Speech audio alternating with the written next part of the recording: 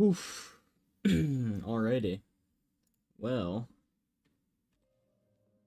Oh, there we go. Go figure, I pressed the wrong button.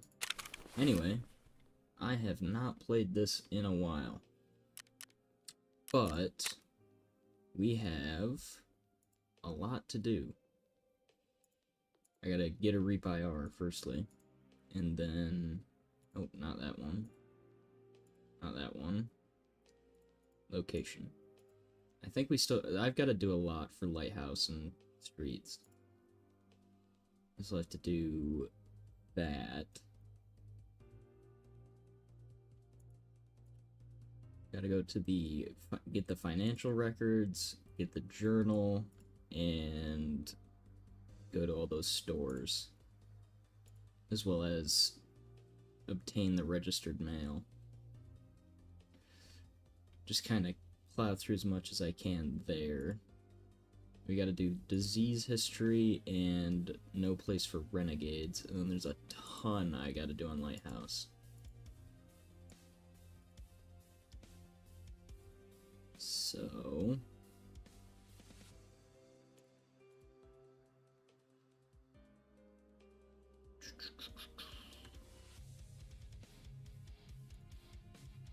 how can we do that?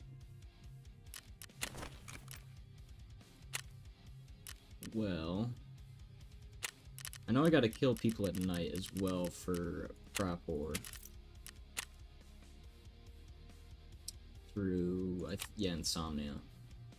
So I gotta kill people at night from 22 to 5.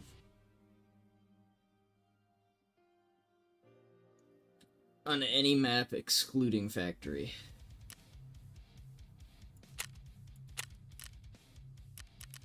So...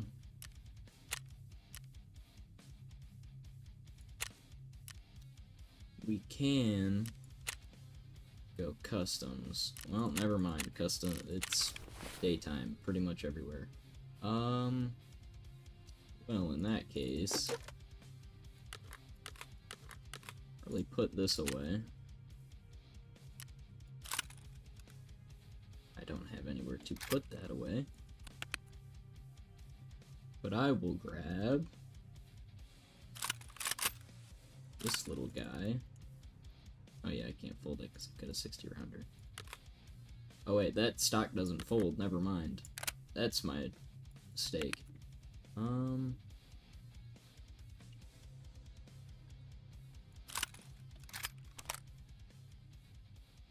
that. Just kind of get that out of the way. But... figure... take all this, and we will run off. Oh yeah, I filled that up. Run off to... just dumping this in shot shells right now, to be honest. Take a little trip to Shoreline. The Shoreline needs a... I needed something that has longer range, huh? P90's not really gonna cut it.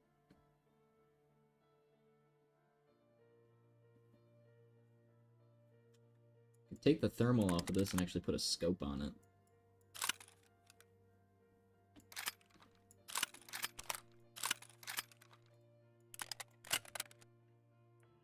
Just gotta pick the right gun for the job, honestly.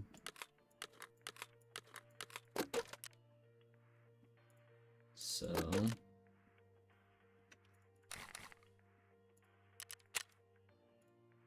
these are all... yeah. But I think that the gun I have for this is in one of these. Oh wait, never mind, there's the Reap IR. There it is. Well, it doesn't have... I took the suppressor off, because... don't exactly got the room for that. This has bad ammo. I think I have enough M80 where I feel relatively comfortable with actually using the ammunition now.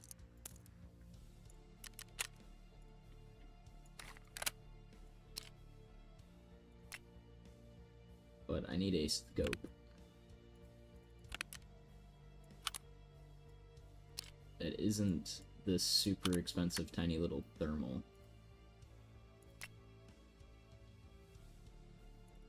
This is a 1 to 6. I know the Spectre is a 1 to 4.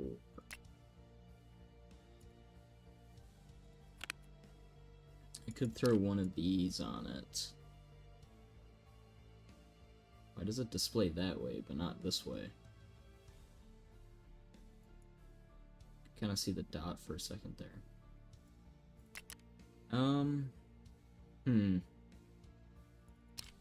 It's a FLIR. See, as much as I want to use one of these thermals, I don't think it's smart to use it on this gun like that. So that's 9, and this is 13, so this is probably a better option for going out with the big gun. And do I have a 5.7 anywhere? I do.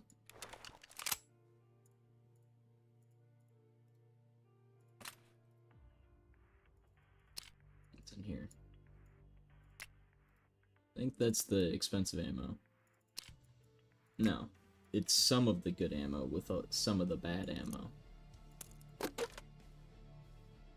Although I am getting a fair amount of this. But I just have significantly more of that.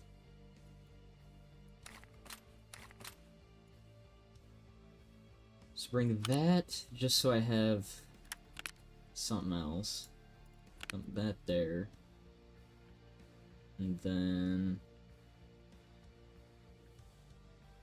it's probably not a terrible idea to use one of my thermals.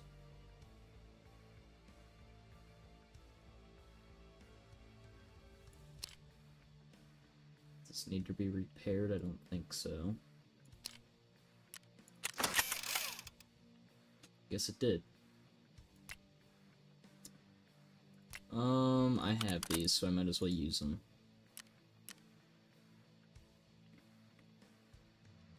And I'll just head to Lighthouse. I don't know where the car that I need to get to is, though. We also got to do signal, so I'll have to go to Shoreline, but that's not too bad. And then we need a VPX module. Other than that, I'm gonna mark the group of fuel tanks. Okay, I'm gonna do a little something. I'm gonna go and look up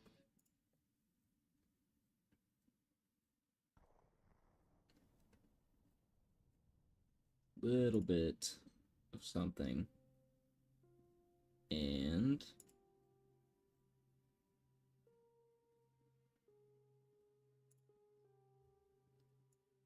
kind of just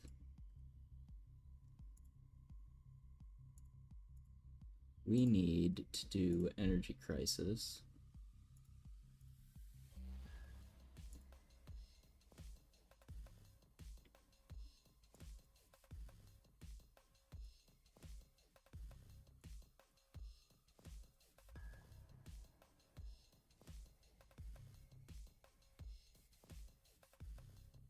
Way.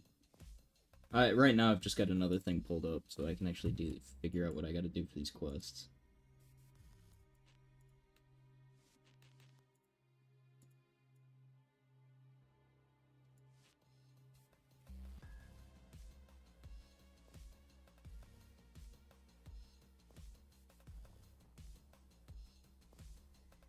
Never mind, that's not gonna work.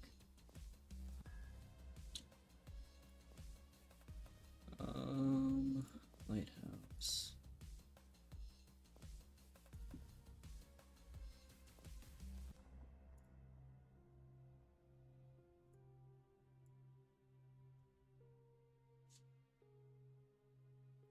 Yeah, I don't know where to go. That's my problem. I am, like, utterly lost.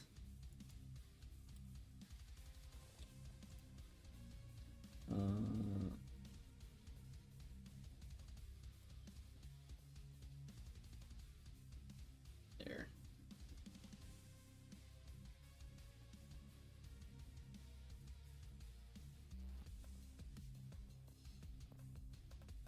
Hold on. I'm getting it.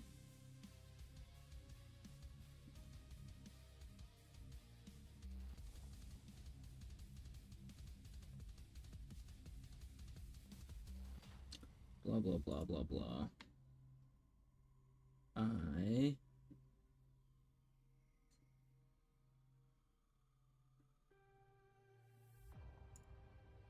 There we go. So, we need to know where the car is. And that is...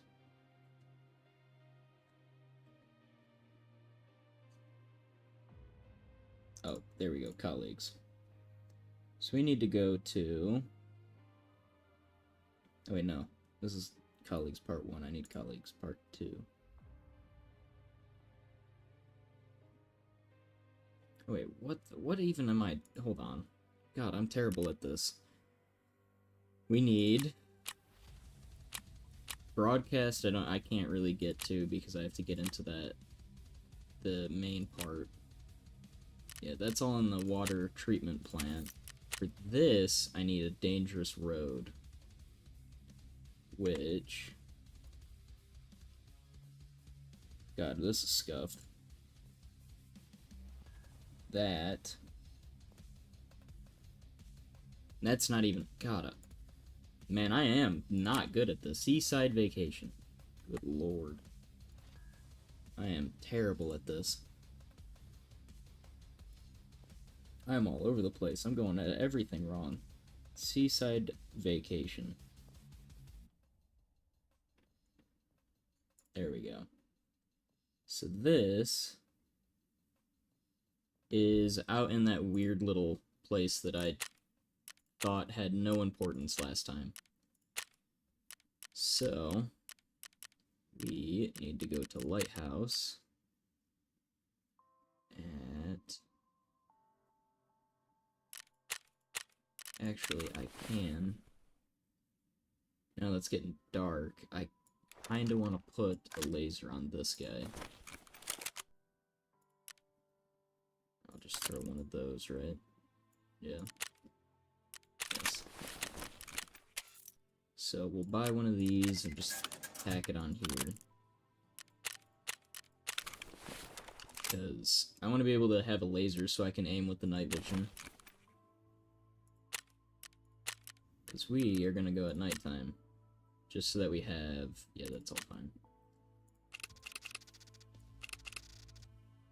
Just so I don't kind of screw myself.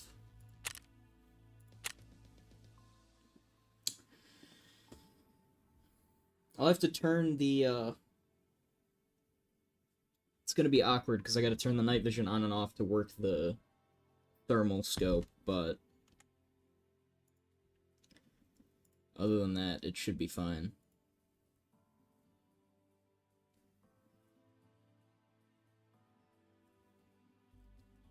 So, now we just gotta hope that I don't run into a, nighttime Giga Chad. And I don't get smoked because I suck.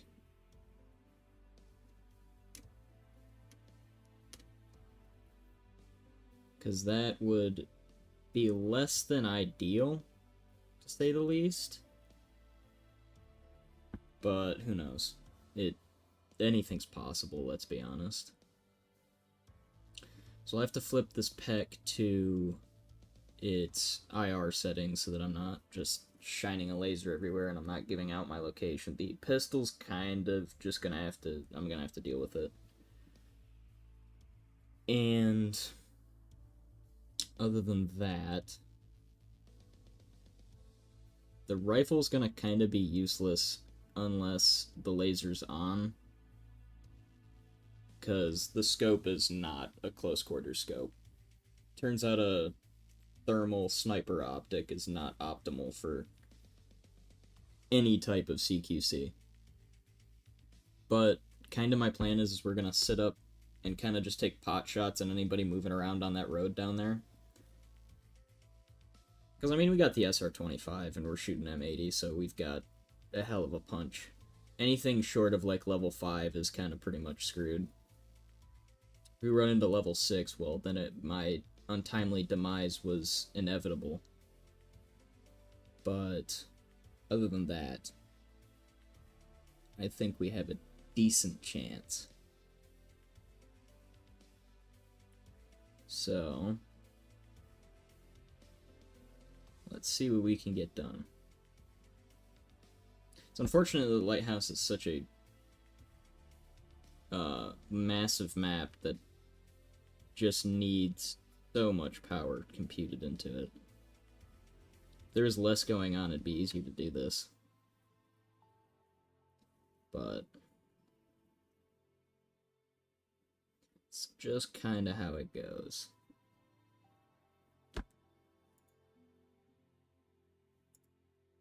Uh-oh. There you go. So we'll be going in soon now that it's done its little freeze up.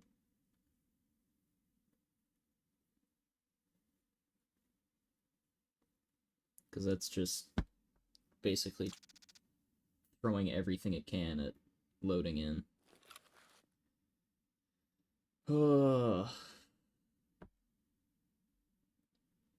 Should not take too long.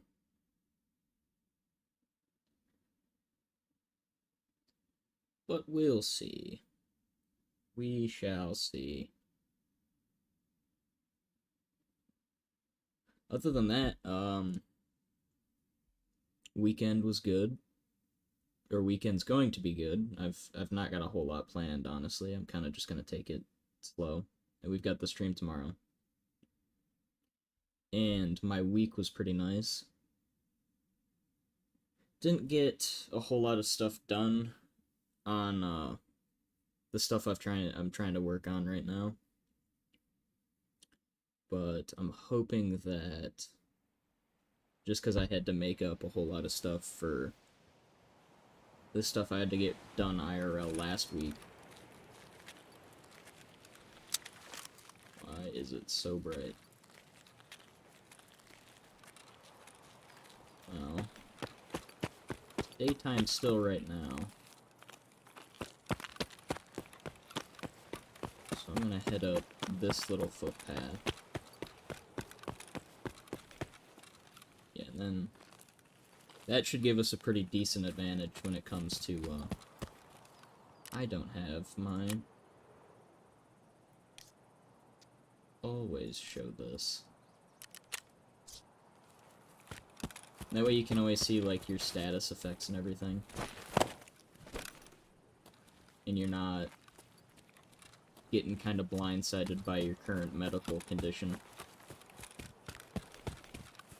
That was something I learned way back when I first started playing this game. It's just like a little thing that a guy threw out there as I was watching one of his streams. He's like, yeah, if you have this on, you can always know if you're currently bleeding or like your current medical condition. They do a lot better job of showing that to you now, but back then it was kind of, although also back then having a blacked out limb was a death sentence because you couldn't fix it and you're basically done for. That was a foregone conclusion.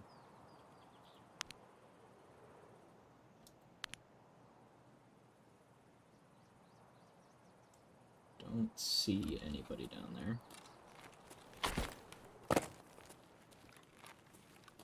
I also don't know where the minefields are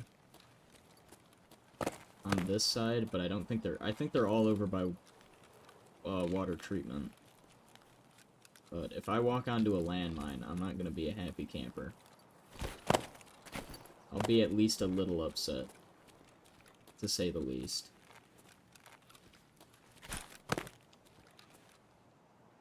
So there's the crashed helicopter.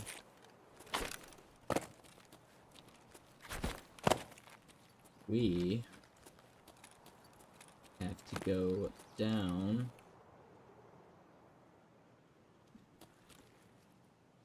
to, you see it, those buildings. Is there anyone on this road?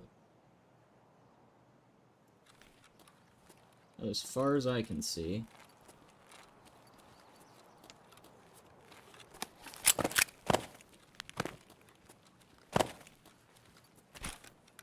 so what's over here?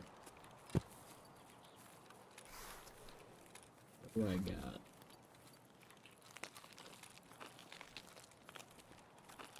Doesn't look like a whole lot.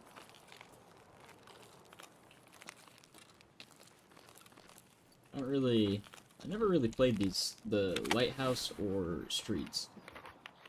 Kind of stick away from it because I'm scared of them in the real game because I die very quickly. And that scares me. What's this? Hollow point. Well,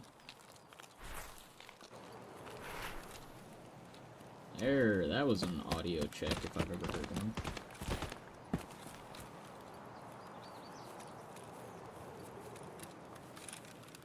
Sounds like it's getting a little bit more lively.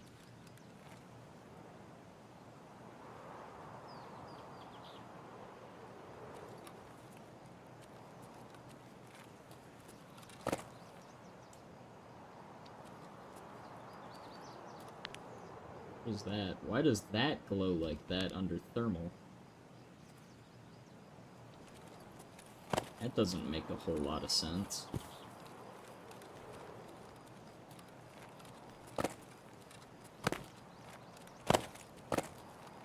That blue laser just freaked me out. I didn't like that.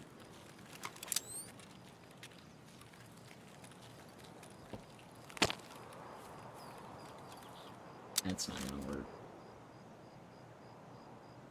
Yeah, so anytime I want to use this, I'm gonna have to not use night vision.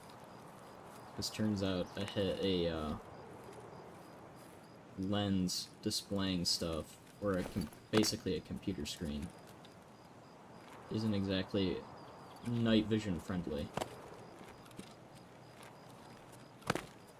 So we still gotta kill people along this road. That's kind of why I'm stalking the road right now.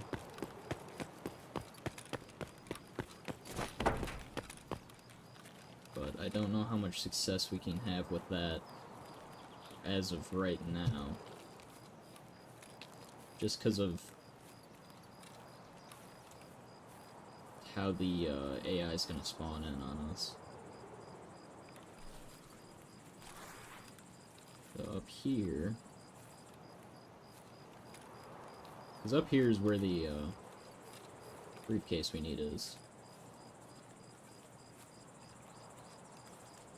Anybody over here? Oh, that's a cutoff. I cannot see that far.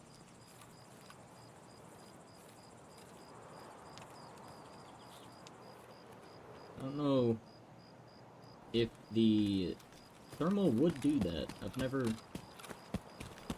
used a thermal scope, but I don't know if it just cut off. I guess if it can't display that far out, it wouldn't display it at all. So I don't know if that's totally inaccurate. It's in one of these rooms. There's a nice bed in one of these rooms, and that's where the briefcase I need resides. And I'm starting to think it's not up here.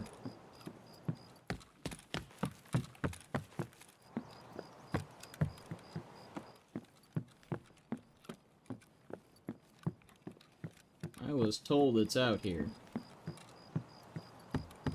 Now where the hell is it?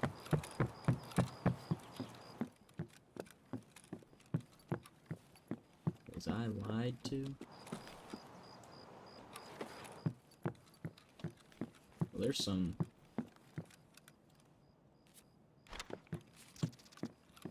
some tube so I can siphon gas in the hideout. There's a bird. So I guess... Where is this thing I'm looking for?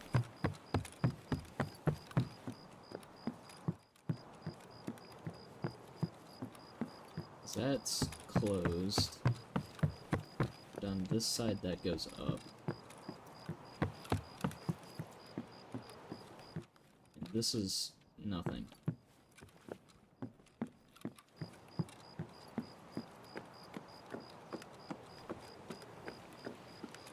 Am I looking in the wrong spot?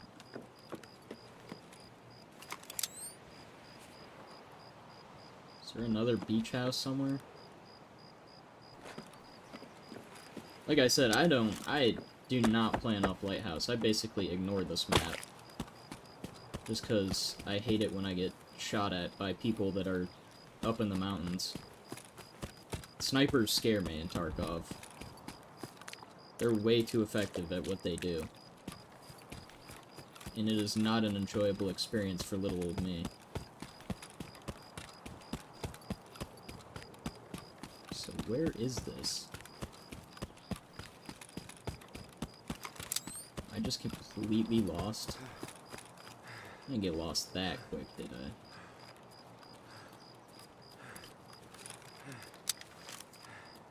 I? Right? Please?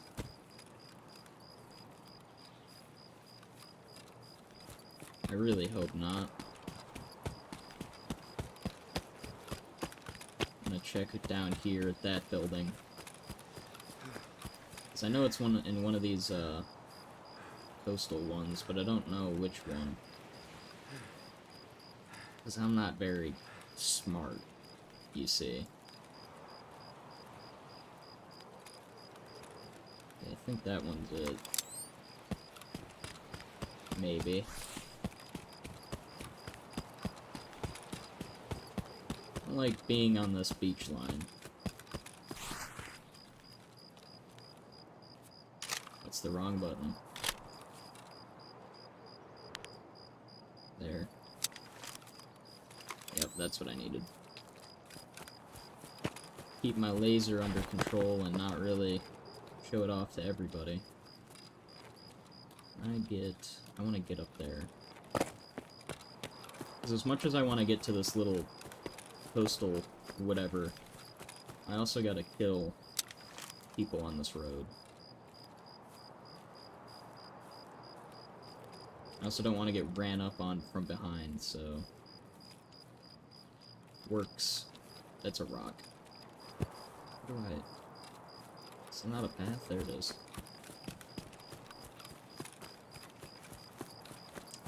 This thermal is going to be interesting in a little bit here.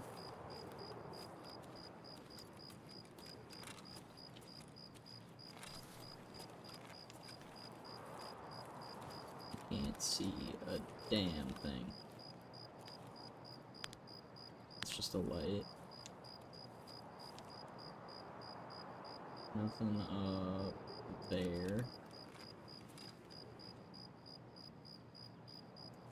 Nothing that way. And that's all trees. Okay. Let's go down to this little hut this way then.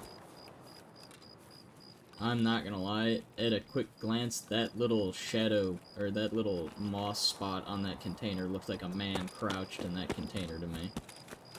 I was about to mag dump that cargo container. Is that? No, it's like a lamp, okay. But there's a scab with its flashlight on looking like a different way.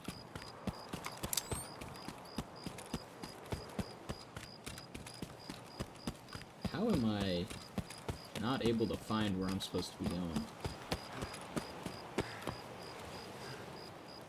I have too much equipment on, it's slowing me down. I also don't want to die very quick, so I'm incentivized to not take this off.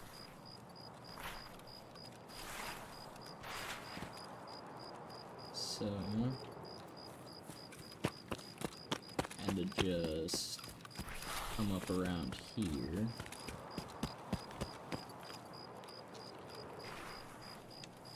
Anybody up here? Cool, awesome. Just gonna come down to this little spot. None of you worry about me.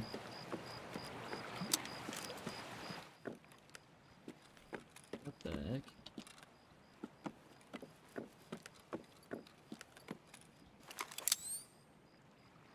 Is there... You have important government files somewhere in here, sir? If so, I need them. I need your important government documentation. What's on the first floor? Hold on, let me down here. Are these floating houses, or are they actually, like...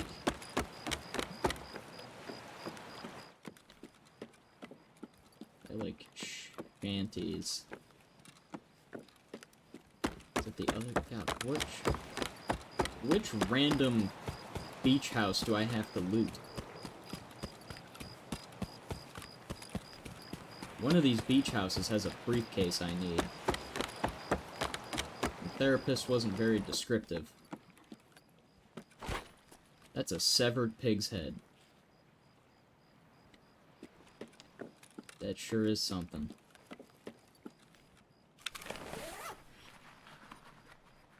Therapist is not very nice to me.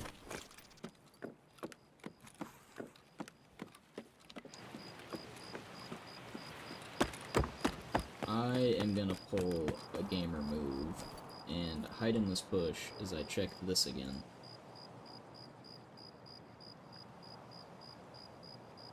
It's the house the other house I was just in. In that bedroom. Where? If I die going back to this house, I'm gonna be very upset. Me up.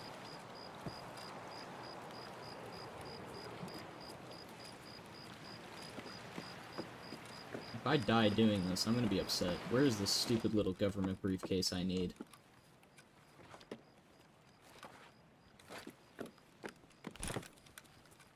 You have it hidden from me.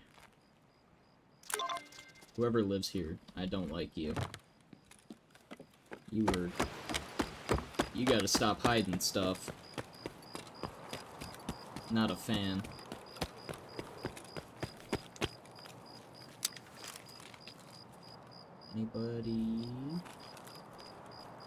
Anybody hanging out anywhere?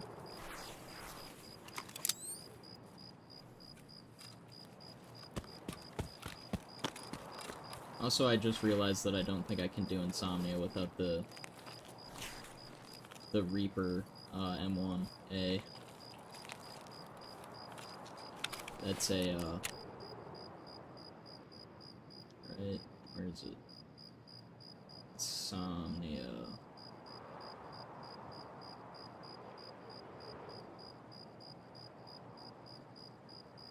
Oh, wait. I can. Never mind. It's something else that needs the Reap IR M1A.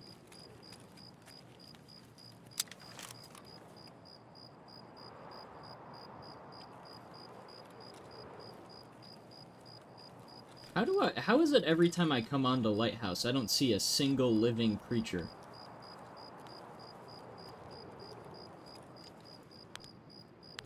For a map this large, how is it that I get no action?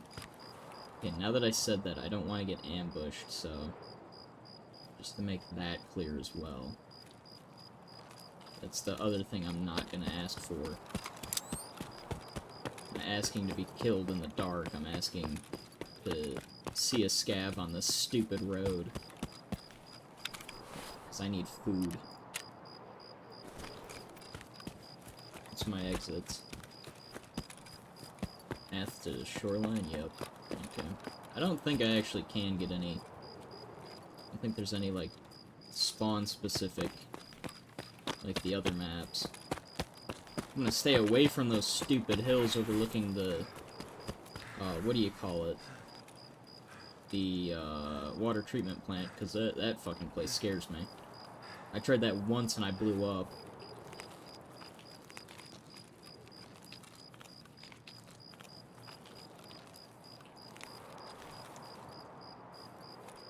Anything out here? Not a single thing, huh? Well, there's a kitchen, so there's bound to be food, right? There'd be food in a kitchen, right? I'm not. That's not being crazy. Right? There's food in a kitchen. Come on. There'd be food somewhere in this building, right? The whole point of this building. Or I guess there's medicine in the food building. Guess that works too. That's actually really good for us. Wait. Why is this locked? Is that... Doesn't that just go outside? It does. Why is that locked then?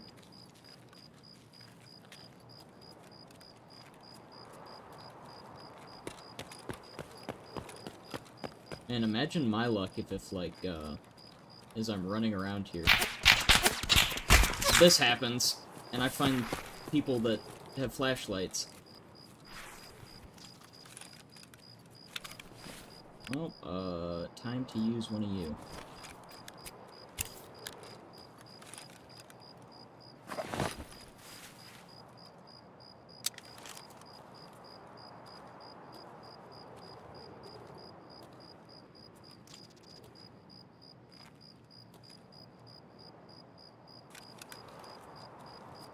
Give me one moment there, bro. And my arm really is fucked up.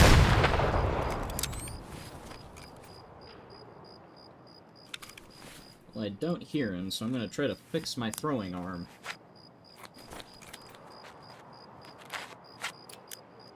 Also so I can lift my rifle again.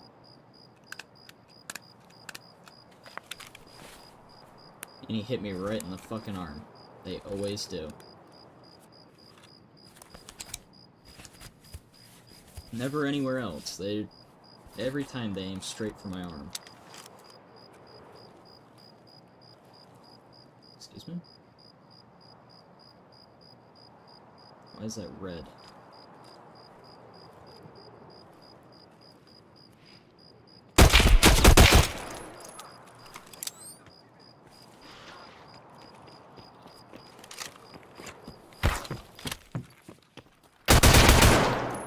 What the fuck were you doing? Jesus. The fact that you ran at me and then stabbed me scared me way more than it should have. Oh my god. I don't have pop adrenaline.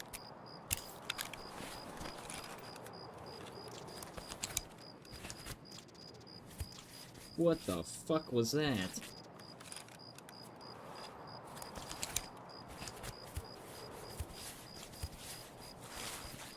Also, thanks for shooting my arm again, you prick.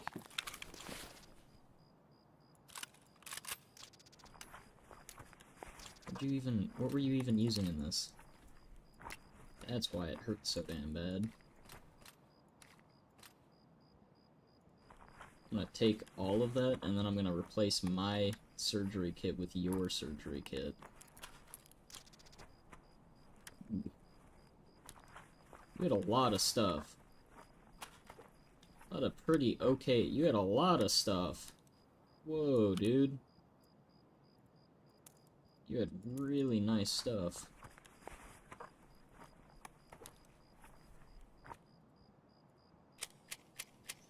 I'm gonna take all his ammo. Just because I can't buy this ammo yet. I need Peacekeeper level 4.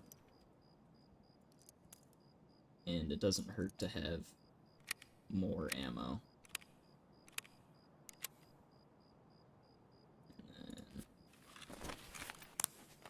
Use this to get our arm back, because I was getting shot at by M80, and all they can seem to hit is my arms. Although he did hose me with it, and that hurt a bit more. Whoa, okay, that's bright.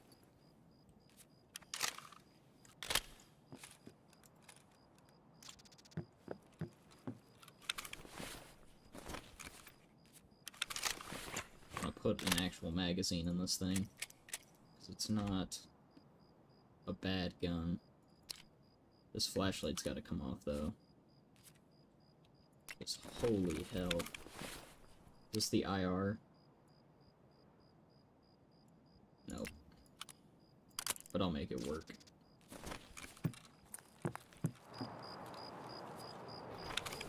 And then the only way I'm walking out of here anymore is this.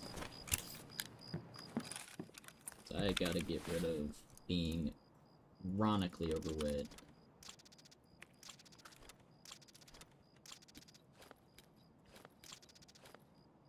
Then I'll take your helmet too.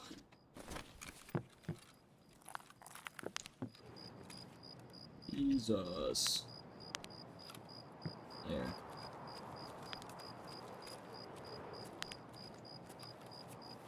Actually, I heard somebody was crying out in Scav.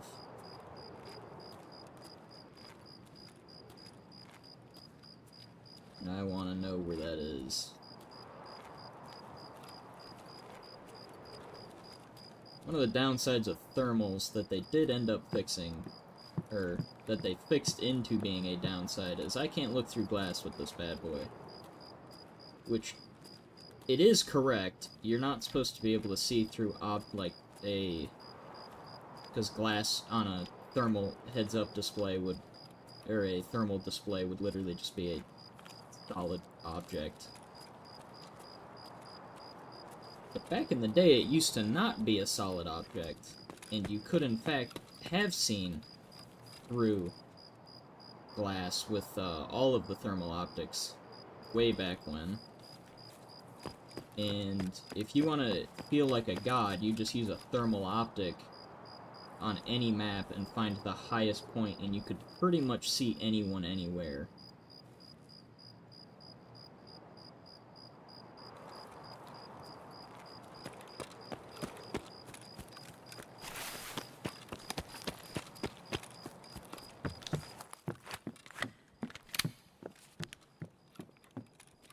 Any food in this place?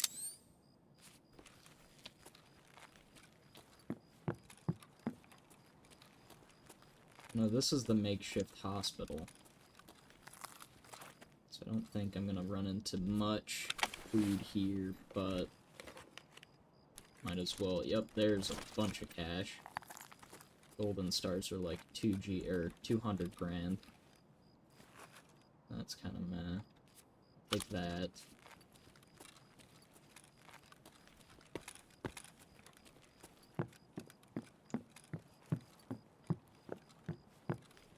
There's an MP5 piece.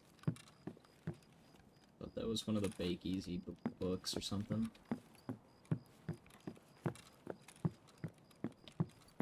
Where is the kitchen?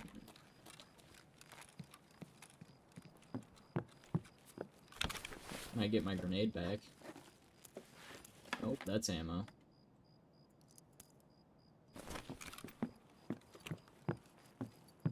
Oh, I thought that was a lunchbox.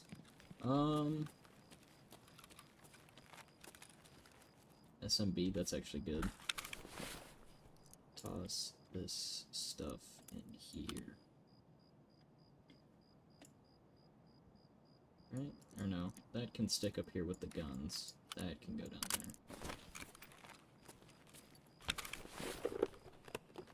there. Oh, that's a good grenade, and that's a fuse I can turn into a grenade through Mechanic's little trading he does.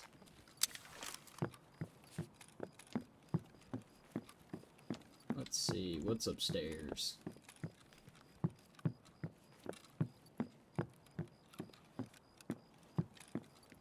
This is quite the luxurious little living space. Nice little house. I don't have a key for that. Or maybe I do and I just don't have it on me because I don't know what key that is.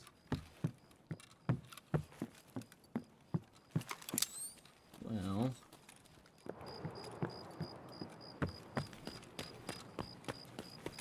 I killed a guy, but I didn't kill him in the right spot.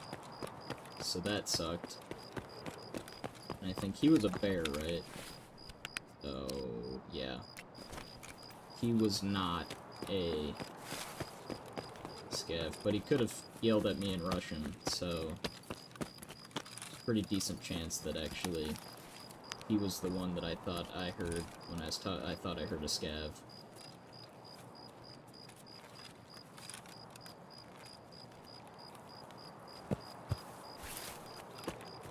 The space that I gotta kill people on seems to be absolutely devoid of life every time I look. There's nothing ever here.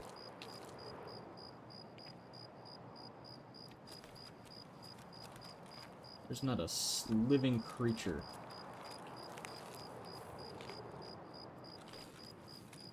I don't know what they did to this place, but they turned it into a ghost town. Nothing left of what was once here. I don't even think there's gonna be anyone up here. Even it's abandoned here. This has been the only place I've ever seen a scav. So that doesn't... this is all just not cool.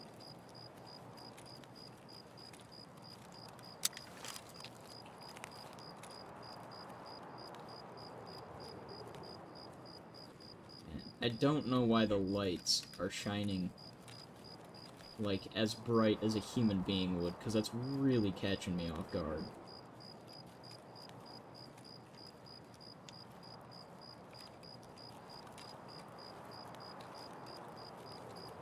Yeah, because that's, like, really hot. I guess if it's trying to display, like, a comparison of temperature, it's not technically wrong. Like, compared to the area around it, the light is going to be hot. But I don't know if it'd be that hot.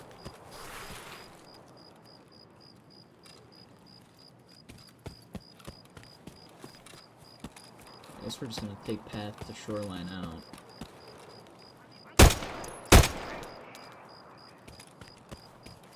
Nighty night. Would have appreciated if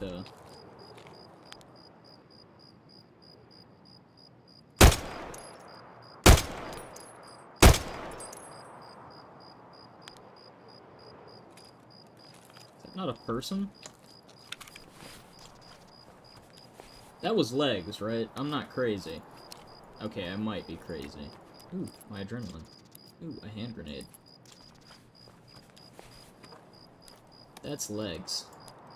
I know legs when I see legs. Right? Yeah, because there's like full body right there. I fucking knew it!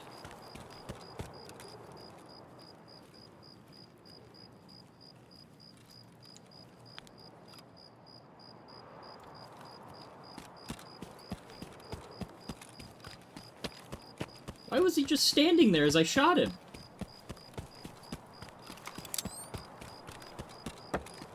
This isn't gonna be a trap, is it? I kinda like being alive. That felt, like, really weird.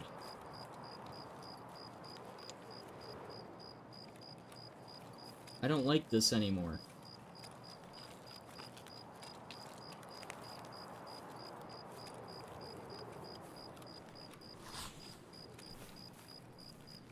What was that guy?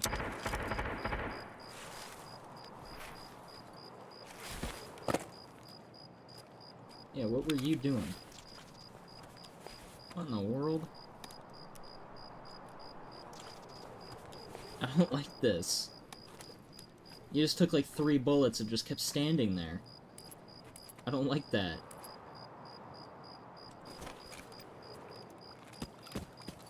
I'm gonna leave. I don't know what kind of super scabs I'm fighting here, but that guy did not care enough that he was getting shot. And that, to me, is a bit problematic. Also, why are they all over here? Why is everyone near the water treatment plant? That's the one place I don't want to be. Like, come on.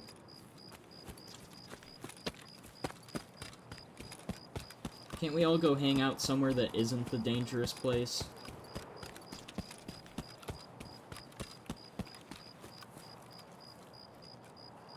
Like, it's not... We don't all have to hang out at water treatment. We can go do other things, you know?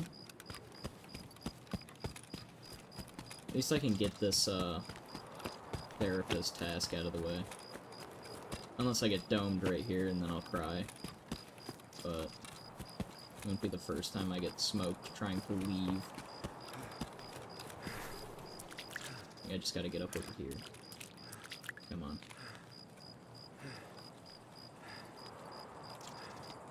Look, there it is. Freedom. Freedom!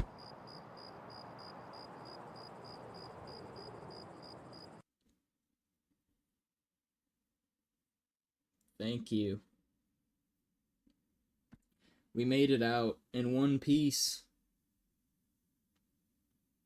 Good. Finally. How did I hit the guy in the left arm? I was shooting him in the chest.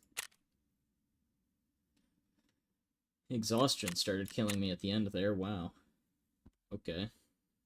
Well, remind me not to go to that place. I don't really like... Lighthouse isn't one of my favorites. Oh, I'm gonna be honest. There is a lot of map that it just confuses me. So that I'm selling. I think this is the bad one, so no one's gonna want that. That one's just junk. This helmet has a lot of nice stuff that I can wear it on factory runs. That's really good P90 ammo. That's really good. I want to hold on to this stuff.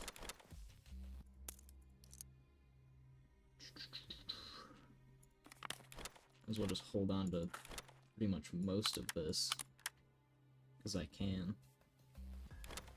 Just kind of toss it all into these. Not the whole bag. Calm down, man. Jumping the gun a bit. Also, I need to eat.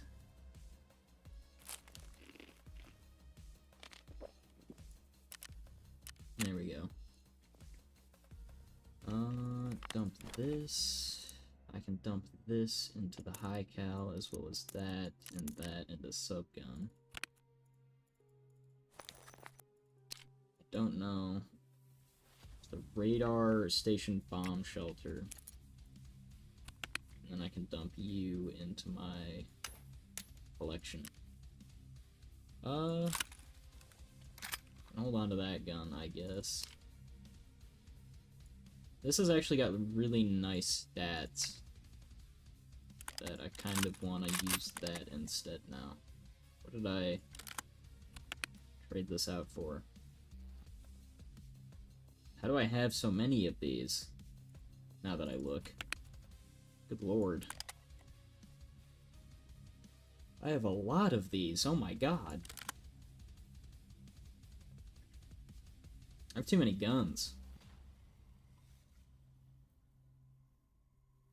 I have that thing sitting around, my lord. Huh. Also, I have been, because we've been collecting that 7.62 BP, I actually have a lot of that now. To where I might actually be able to use 7.62 BP again. As well as 12 gauge flechette, but flechette's a little less potent, I've discovered. Or not less potent, but rather... I don't trust it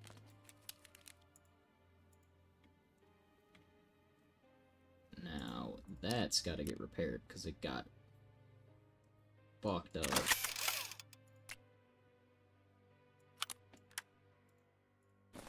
So let's make a quick 200 on this. 237000.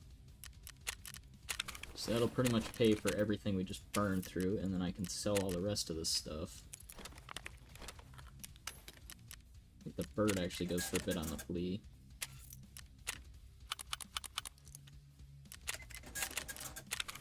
I think this... Have I been stockpiling BP? Yes. Cool.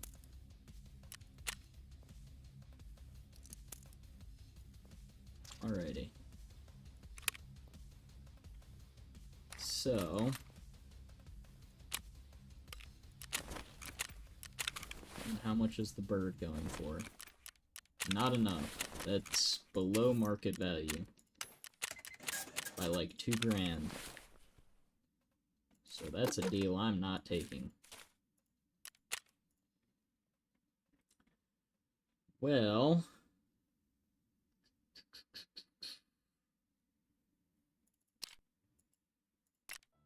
I am gonna take this one off of you and put one on that does IR. Because, quite frankly, we are rocking night vision.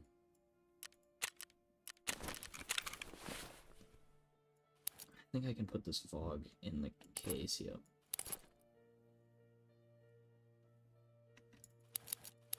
And I'm gonna get rid of a couple of these F1 hand grenades and buy the, buy just another one of these ones. The RGs. RGD. Let's turn in Therapist's thing. Seaside Vacation. So we have that now. And the Lost Group in the Chalet. Where is that? Because that's, I guarantee, on Lighthouse again. Lost Contact.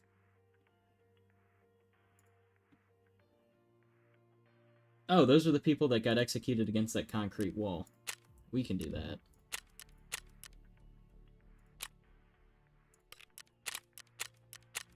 That's easy. That's just, we gotta go find, like, a USEC execution zone.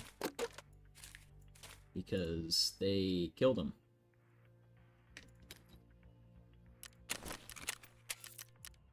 I need to refresh my medkit so I don't screw myself. But now we can buy the aluminum splints, which is really nice.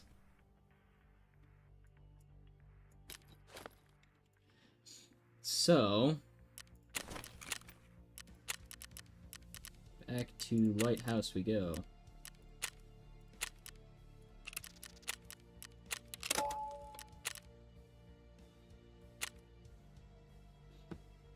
Let's see how it goes, shall we? I gotta remember to tab back. Let's see how this goes. The FLIR was a decent idea, but I think that's a better idea if it's not dark. And I'm not using night vision, so I don't have to switch between being able to see in the dark and being able to use my gun. So I'm just going to use this, the MDR, which is basically the same thing, but it's kind of lower recoil because of the fact that, just that for some reason the MDRs, because they're a bullpup, and they're less modular, but because they're more ergonomic and you hold it closer to yourself and everything, in Tarkov, they're far more, like, the capability to control the recoil is way higher. I don't know why. I've shot bullpups, it's kinda true. I mean, just because all of the action and everything is contained into your shoulder, it's somewhat true. But I don't know if it would be... if it's, like, spot-on accurate. I'm pretty sure, like, if you had an AR-10 that was super modded out, and you had a huge muzzle brake...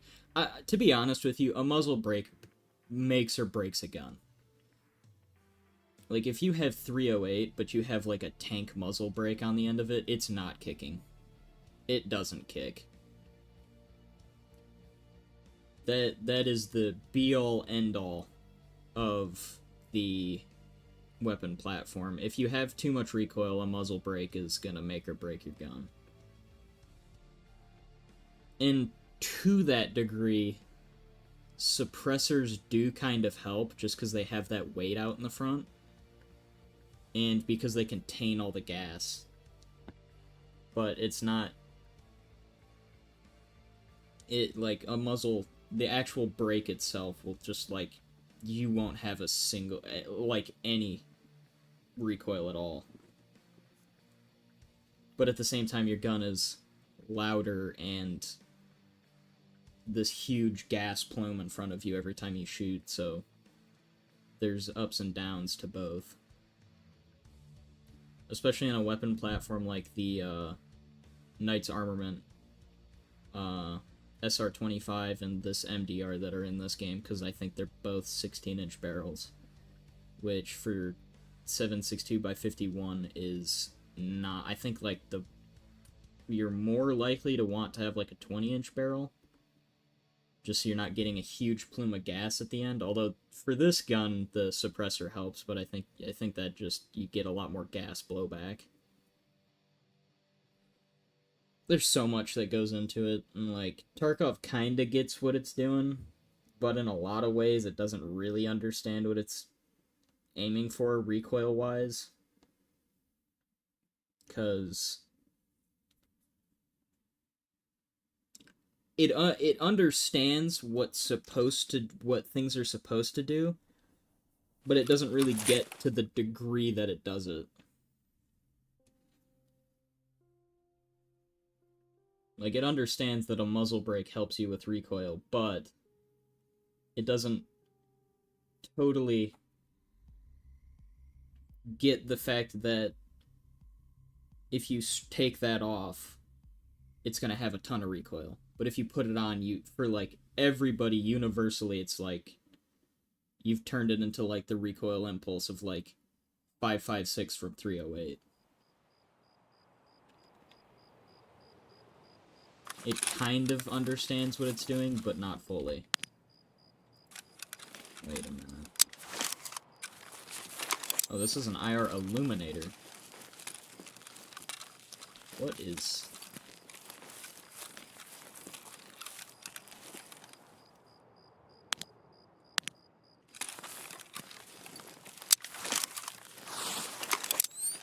This thing is just purely IR. Well, that was quick.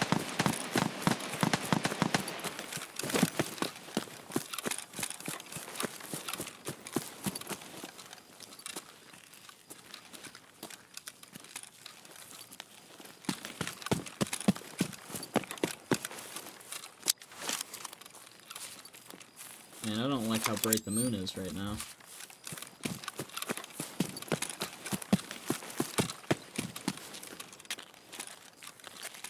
One thing I would like to see, and I guarantee you that mods for SP have already taken care of it, but one thing I'd like to see, and I think would be really interesting, would be a different,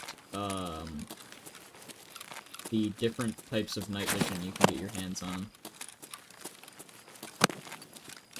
Like doing, having...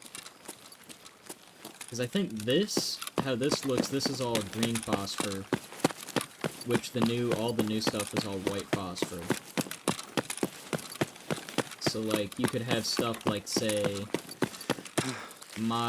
having the night vision be Generation 3 white phosphor, so everything's super, super clean, and, like, light doesn't really affect your night vision as much anymore. Like, that glare kind of gets tapered down a little bit, it's not as extreme.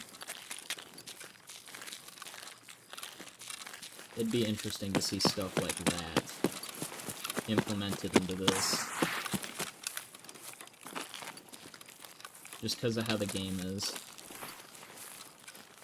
But I think even that would be kind of strenuous on the dev team. just because of, like, the amount of work that would need to go into this one singular part of the game that some people like and some people don't like. Like, night raids are not everybody's thing. Not everybody's a fan.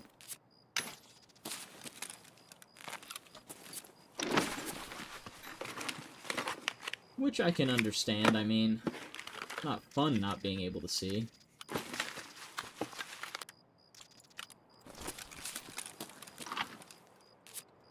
Kinda sucks to keep it to be for real. Ooh, an ACOG. We could steal that ham radio. That's like $2,000 piece of equipment. There, guys. Any of you got cool, crazy stuff on you? You're in a body bag.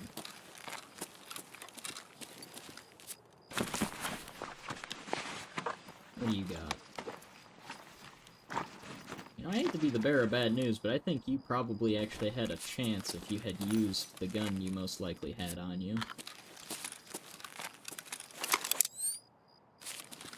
The splint.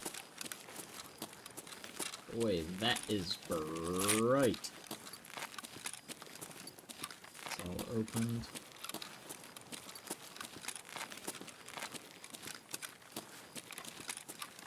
I think the first time I came up here, there was like a ton of food. Now there's kind of some. A whole lot this time around.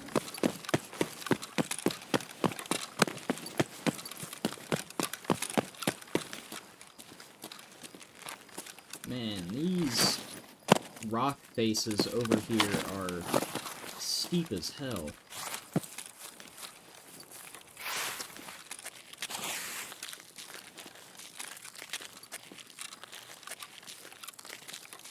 It is brutal already.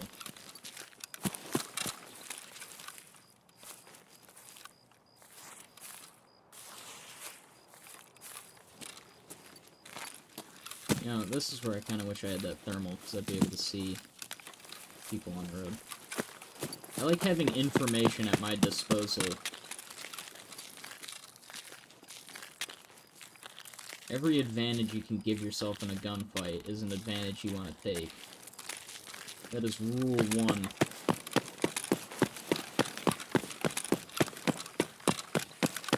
If you can get an advantage, you take that advantage, because anything you can get in a life or death situation, you're gonna want.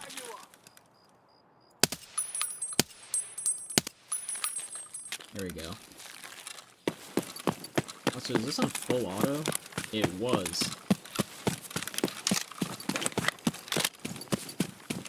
You have buddies, do you?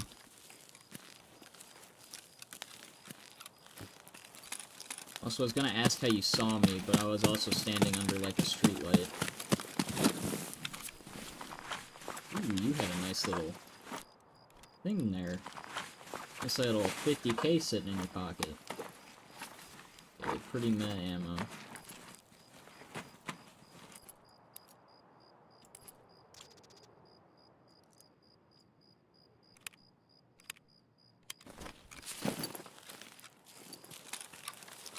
Well, there's one more kill on the list that I need.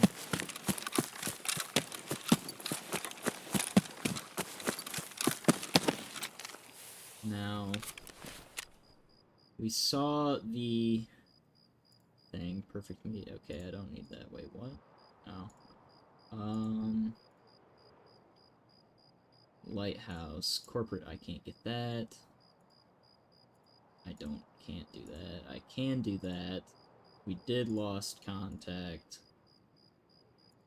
I don't have a sniper rifle, and I don't know where we're gonna find an LADX.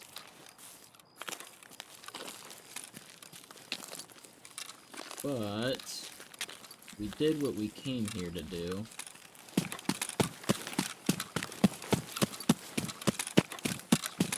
just looking up and down this road to see if there's anybody just hanging around.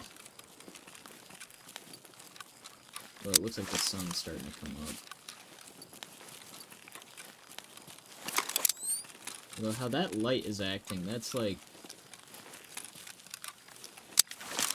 It's acting like there's a flashlight. Or no, that's the lamp right there.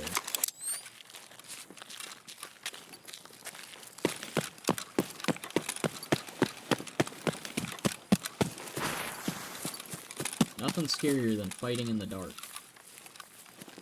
You have the least of all of your possible advantages. You can't really see, and you need a whole bunch of equipment to make up for the fact that everything is scuffed. And if any of that equipment fails you, you're immediately screwed.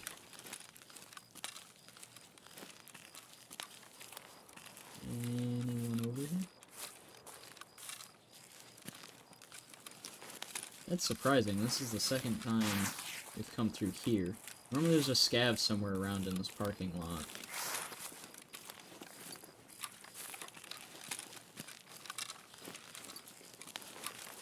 It's kinda why I'm a little shocked that I'm not seeing any.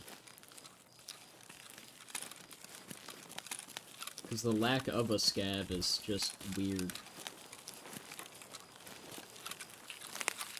And I'm gonna have to figure out how to get into the, People have boiled how to get into that water treatment plant down to, like, a science. They know every which way you can get in, but, like... I have yet to learn. I need you to not be so bright. Come on.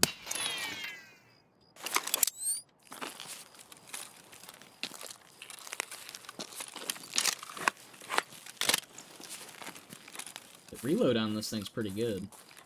Or is that because I have a weapon master with the MDRs? That could also be it.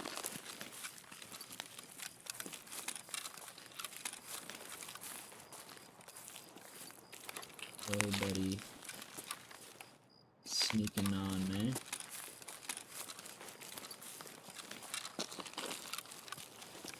Am I really just gonna see one person again? Is that it? For real? Come on. Really? Huh. This is why Lighthouse isn't exactly one of my favorites. There's not a whole lot that happens for me. Unless I go to water treatment, in which case I get blown up by a landmine and I cry. Because I try to snipe people and that doesn't go at all how I thought it would. I can check this little garage. Anything interesting in here? There's nippers. I think I actually needed those for crafting. That was one of the things I made. And looks like the rest of that's not really all that great.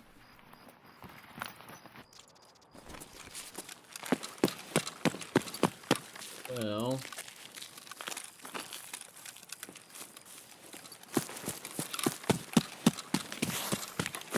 in that case, I think I'm gonna GTO and head over to streets. Okay, I'm not gonna lie, but this house, if I really needed to get into that house, I have a magazine of 308, and that door's got like an aluminum lock on it. My will to get in would be far greater than that door's ability to keep out.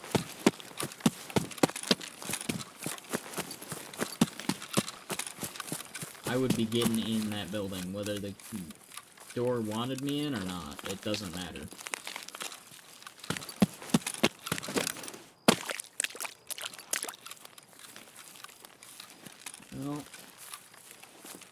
Well, at least I got therapist stuff done, and that's some XP and everything that I Don't have to get through killing people.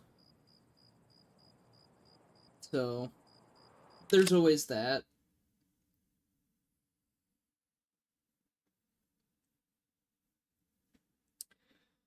So, let's pack up this little excursion and head over to Streets for that experience.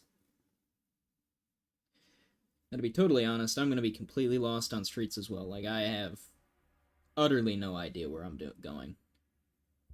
Streets scares me as a concept. Because if there's one thing I fear more than most all other things, it is urban warfare. Just not fun. There's nothing about it that I want to be a part of. That's effectively what I'm going to be submitting myself to. So I am actually going to want a real gun.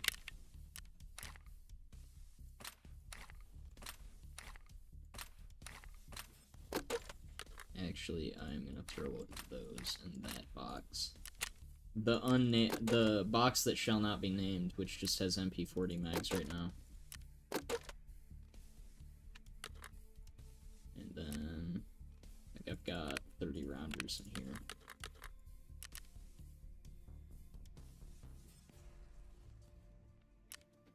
I'm gonna dump this high cal ammo because it's expensive. I'm 61. And I think this has that.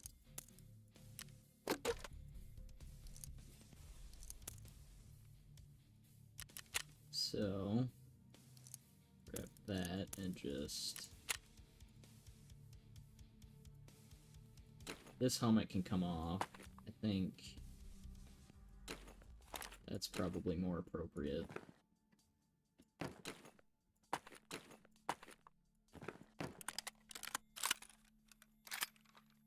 This is gonna burn out almost immediately. Look at me. What a bright and hopeful young lad. Too bad he's gonna die. Horrifically. Fighting from house to house. Whoa, that's way too much. There we go. But I got that done.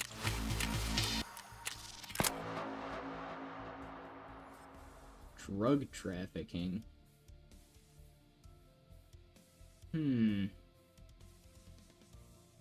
Interesting.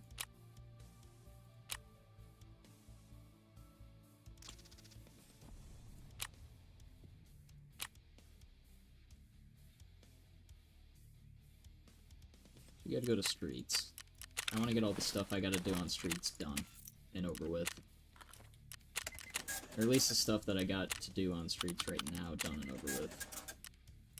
And we also gotta do all of this stuff. Import. Gotta mark that stuff. His Mechanic's lighthouse tasks are fucked up, man.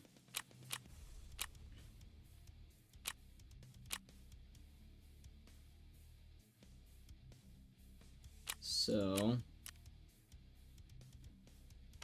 let's see. Tab out for a moment. And, because I want to get tasks done. Oh, wait. We need to... What is it? Blah, blah, blah, blah, blah, blah, blah.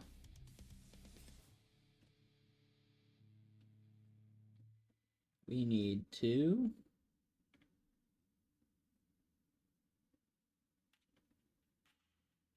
Where is it?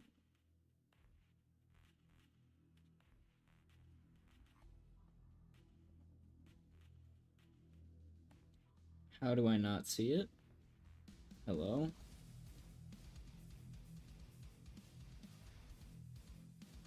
Hello?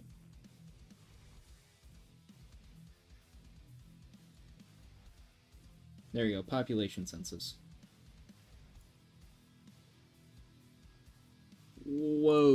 Okay, this is not okay. Do I need a key for this? This is gonna be a nightmare. Okay.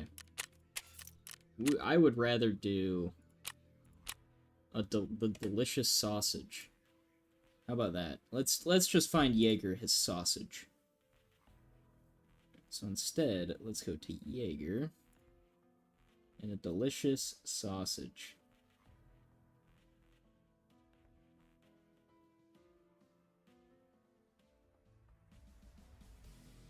Oh, where is this? Why is it so far down?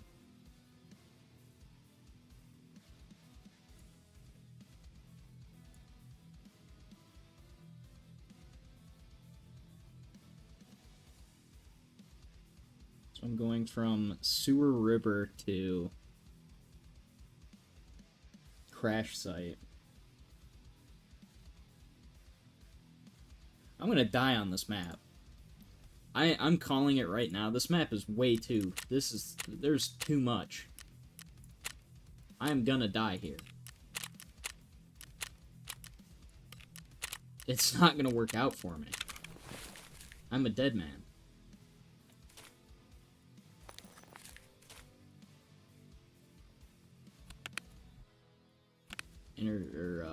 This map scares me. There's not many that do, but this is one of them.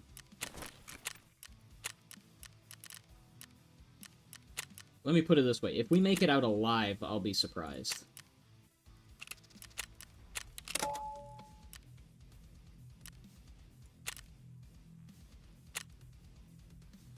I'm not hopeful of our escape from streets. Far more likely that, we just die. The odds are not in our favor.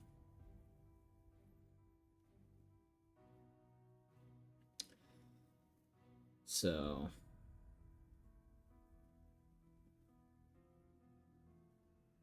And this is probably going to take a hot minute to load up, because this map is just a clusterfuck. There's so much going on.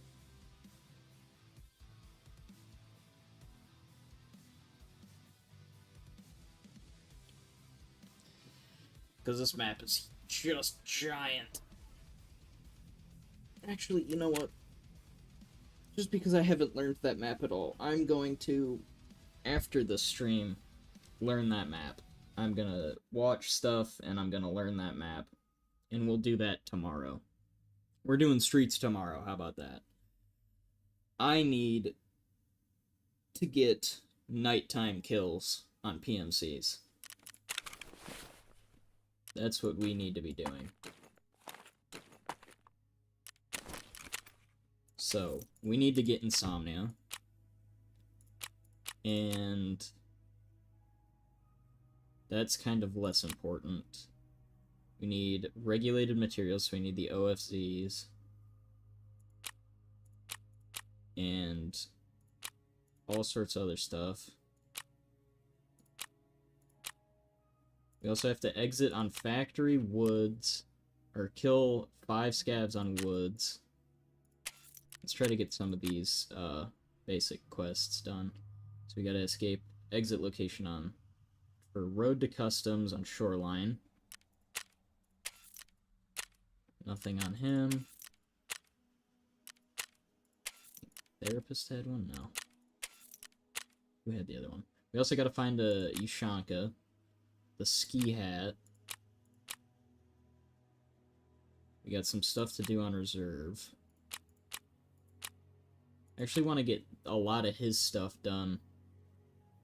Mostly because he has a... Also, actually, we can do something really easy. We can get a... Where is it? Yeah, this one. Where's this?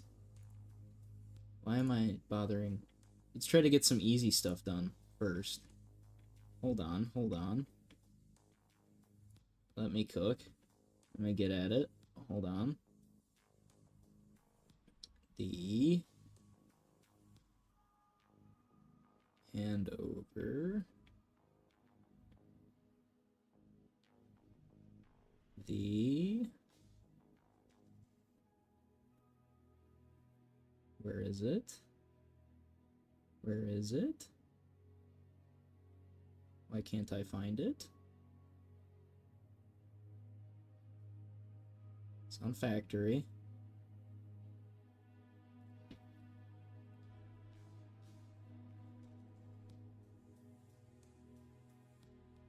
What is this quest called? Healthcare Privacy Part 5, okay. Part 5. Where is this?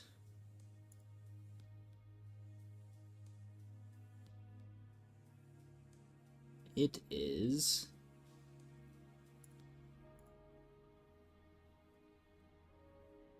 in the little room. And I need 3 kite gunpowder to go put it. So we're gonna run factory real quick. Because I've got gunpowder, I think. Yes, we have more than enough. 1, 2, 3. And we just need to get up into the big building. So, without further ado,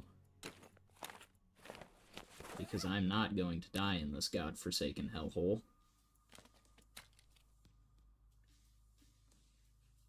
I give you Big Man.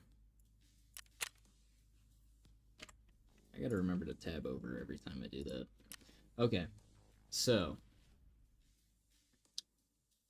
we have everything I need. Everything's good. Gun's good. Alright.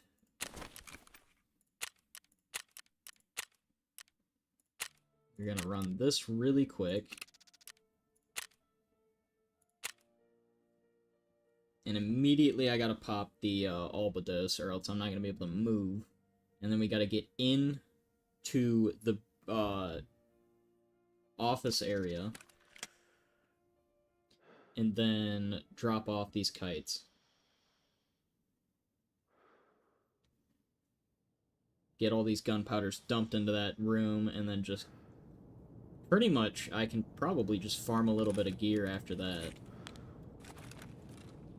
Or wait, there we go. Nope, the I doesn't open inventory. That's the wrong game I'm thinking of.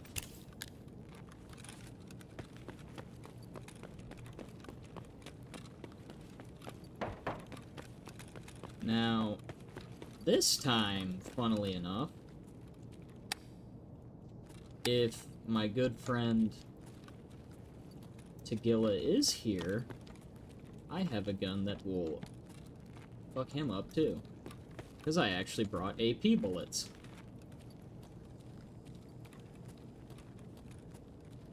Unless he immediately hammer times me, in which case, it was good knowing everybody, because I can't stop that. Where am I putting these? Hello? Please? Please? Hold on. What do you mean?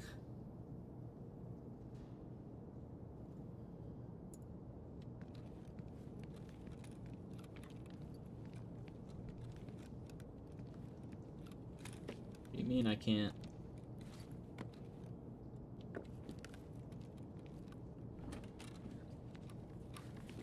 Where is the,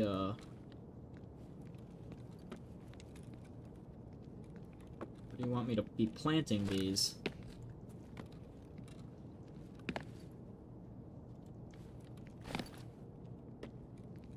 Hello?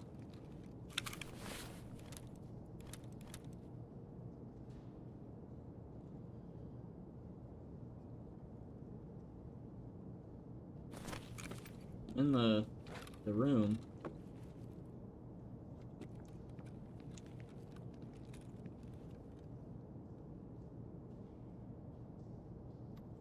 Yeah, I'm in the breach room.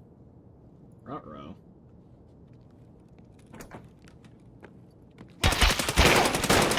What the fuck?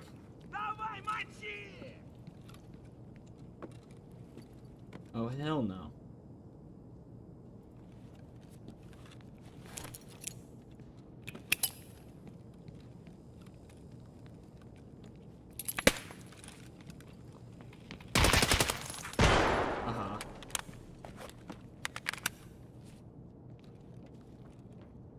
I don't see where I'm supposed to plant these.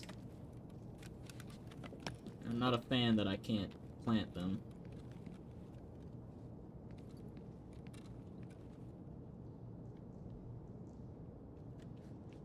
Am I just not... Is this all wrong? Am I... Or is it bugged out?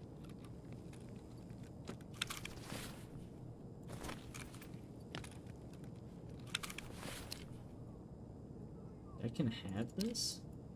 I didn't know that.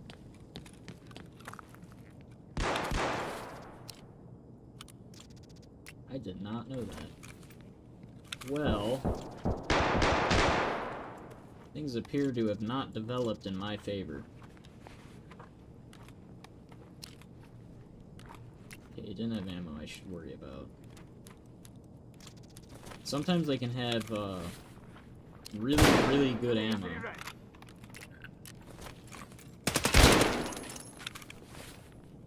He missed me! From that range, you missed me? How?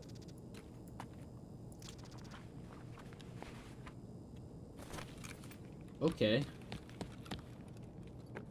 I guess. Okay, I'm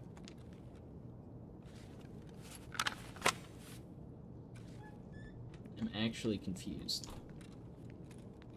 Wait.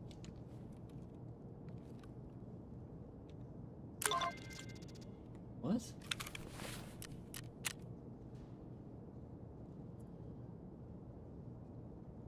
What? I didn't... That's not even what I came here for.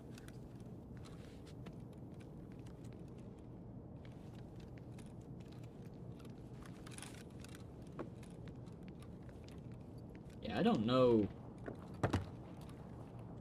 why I can't plant the gunpowders.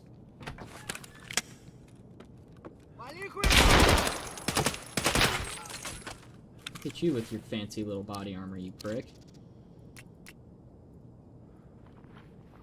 Aren't you special? Getting the skull mask on.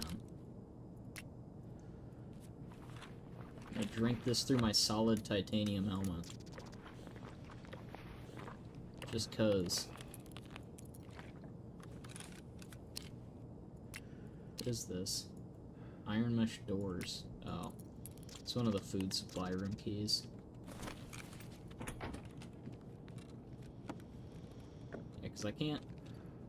I honestly don't know what I'm supposed to do with these gunpowders now.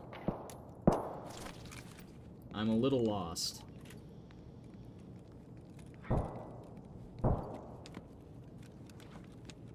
But we did, chemical. So I guess that worked. Am I supposed to, like, stash them up in the roof or something? Like, ooh, okay.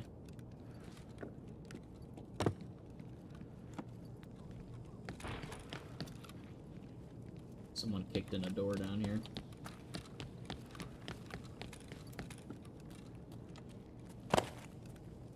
They did it down one. What are you doing down here?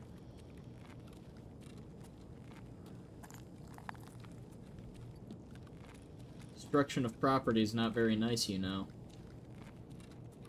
Or I'll have you know.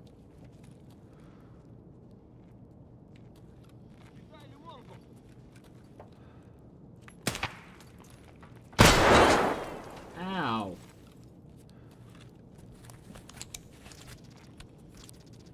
What the hell? You just fractured my legs, you prick. That's annoying. I didn't even hear that grenade, to be honest with you. There's a guy up behind me.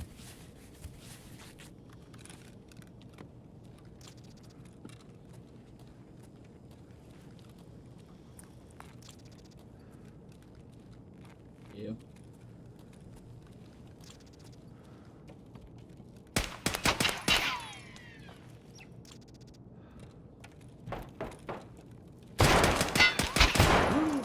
There's the hat! I need that. Thank you, my friend. You have no idea how much this means to me. And this lighter. This means the world to me. I was gonna take this.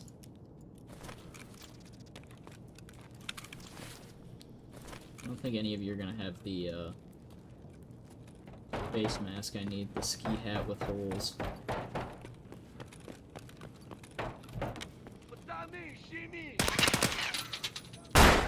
Holy fuck. I should have just ran when he threw that. I gotta be smarter about preserving my existence. Really?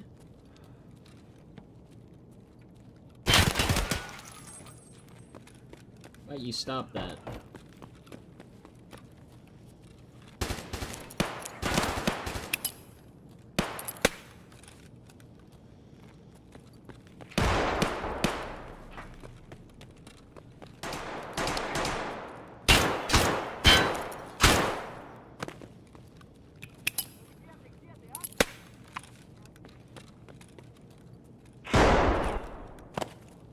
Where are you?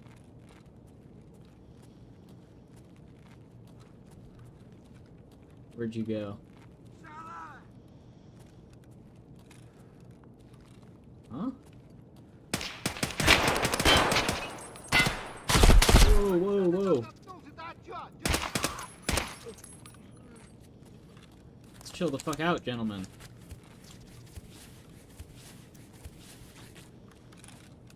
I was just trying to figure out where the hell I'm supposed to bring this gunpowder, boys, and things have dramatically gotten out of control.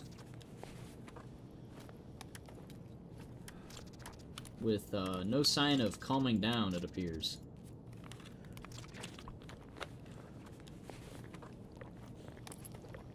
Ooh. Don't mind if I do. Kinda... nah. Express.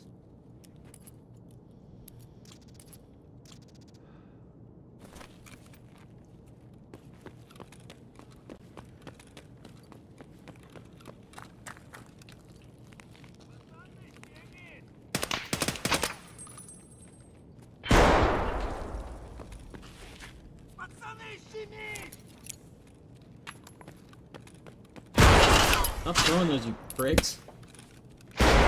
Missed.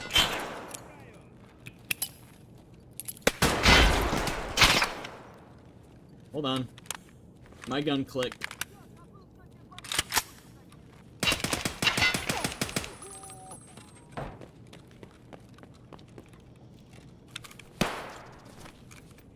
Hello?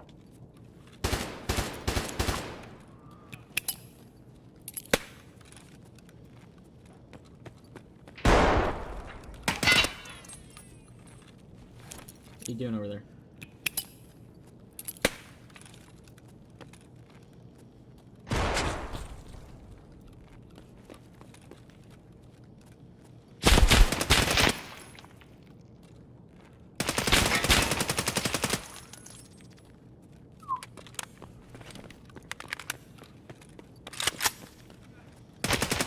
Why did you stop shooting? Oh my god, you could have really fucked me up. Thank God you stopped shooting. Oh my lord, I am now realizing that he could have killed me real easy. Oh my. Oof, okay. That's not cool. Need ammo. What do you have in this thing? Regular ammo. Take your shrimp mags then.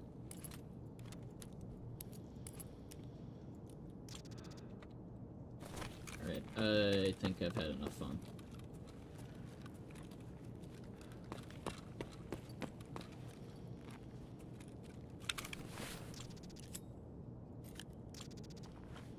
Does anyone have any good ammo? No.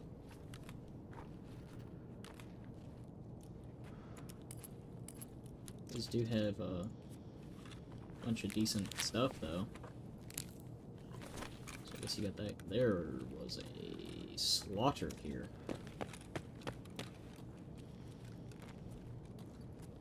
Be up there.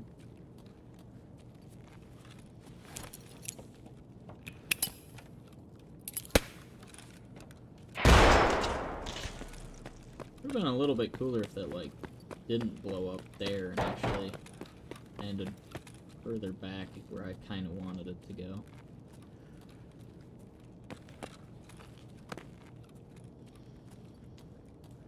You all gonna just hang out? Cool. Okay, I don't know what to do with this kite gunpowder now, because if I can't... If that task is gonna be weird. Just kinda hoping it wouldn't. But that did not... Like, I didn't see any prompt to put it down. Is there, like, a weird spot I have to put it down?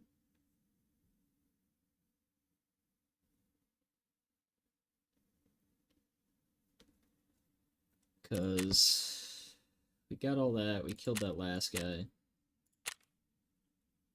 Blah, blah, blah, blah, blah. Let me look this up real quick. What task is that? Tarkov. What task are we doing? We exited that, so we get that, and then we also did chemical. Gives us vitamins and the vitamins and chemical part 4.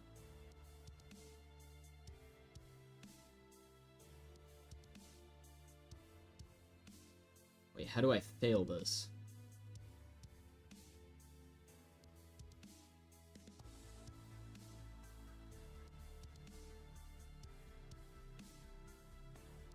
Wait. Out of curiosity. Oh, her and Ski are pissed off, and then this big customer. Oh, they all...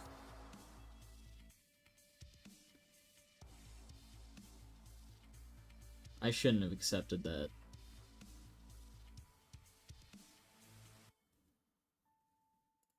Yikes. What is my penalty? I don't think I want to accept Ski or it from therapist anymore. I think I'm gonna ignore that and choose to just exist. I'm getting pinholed into just screwing myself, really.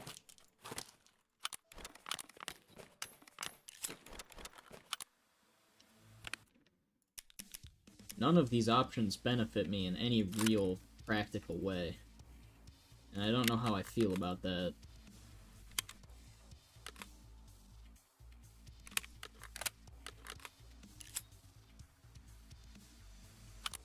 Toss that in there. What ammo is this? Not very good. Dump that. And then these can go in here. This has got to get repaired.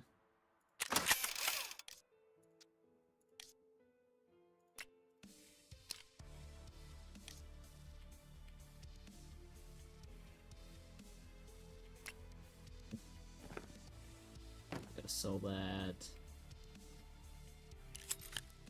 All of these, actually no, that's an Albados N. I guarantee it.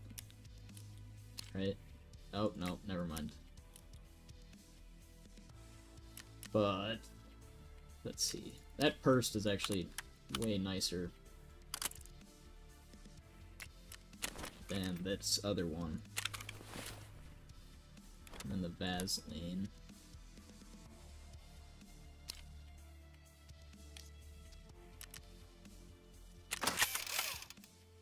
Interesting.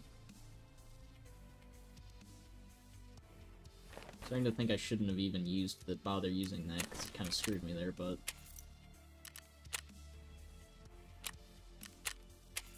I've got... Actually, no. You wanted these. Gratitude. Stash the ghost balaclava. Stash Shemeshka green.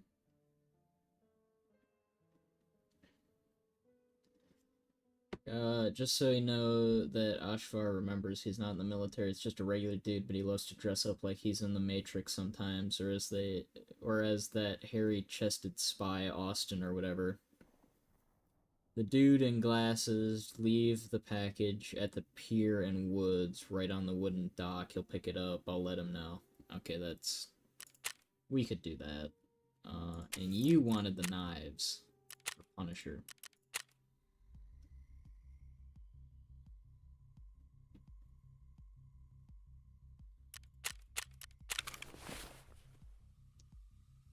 I really want to get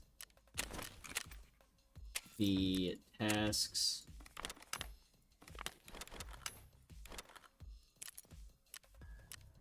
for that gunpowder task done, but I don't know if I can even get that done, considering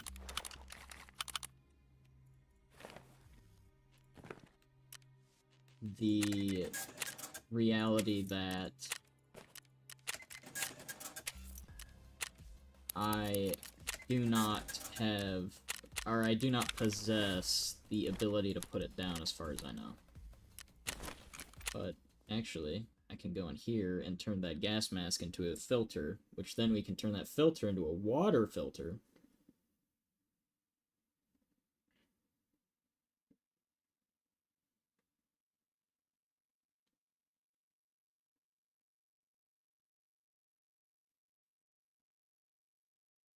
Okay, I am currently trying to watch a guide while this loads on where to stash this gunpowder.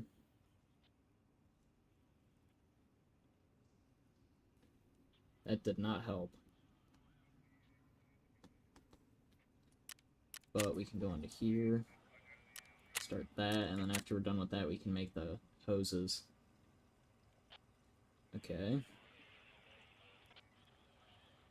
We should be able to just place the gunpowders the moment we walk into that room. Interesting, because I did not get that ability. So anything we can craft that's not going to take super duper long.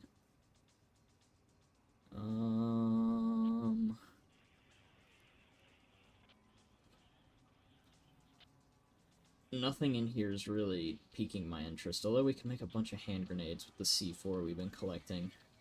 Or is this 9mm? Yeah, 9mm rib. Huh. Yeah, because I have been crafting this with just the green gunpowders and all of this stuff. And I've been getting our stash of BP back up. And then whenever I can, I've been doing that. Speaking of which. Okay, our gas is fine. This, on the other hand, I don't think there's any necessary... This drug, I realized, is actually really, really nice. Even though it's got that drain on it, it's like the lowest drain out of everything. This armor's not bad, but I don't think... Yeah, I can't even sell it, so... One guy. The issue is it's ceramic, which, in the real world, ceramic's really, really nice and really, really easy armor for you to, like, fix. But in Tarkov, that is not the case. So, 51. It's 52. I don't think I can squeeze that much out of him. Come on. There you go. There you go. Got my hand on the wrong spot on my keyboard. It's 30, 20, 20. Okay, so this is the most right now. 33. Kind of just get a little bit of up because it's some low bids. And all of that's been taken care of. And then I need more drugs. None of my big boy drugs.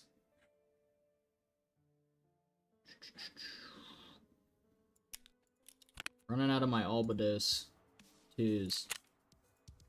So I'm not gonna be able to run the Juggernaut kit so much.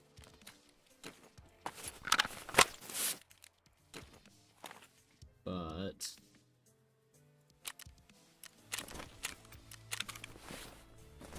all of this, so 59.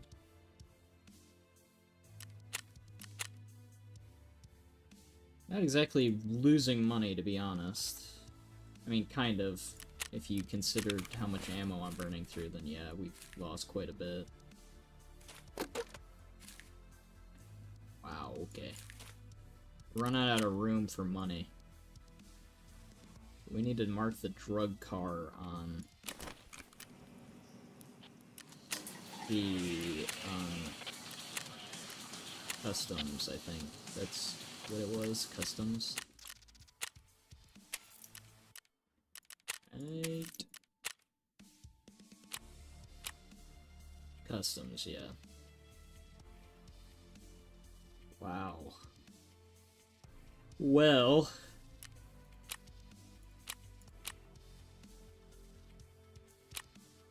Huh. So we gotta go to Shoreline. What does Peacekeeper want me doing? God damn it. I forgot. He wants us killing people in UN armor. What do you want me doing? Because I can also get you flash drives, sniper rifle skill. Alrighty. Let's see if we can't do the sniper rifle skill. What are you classified as?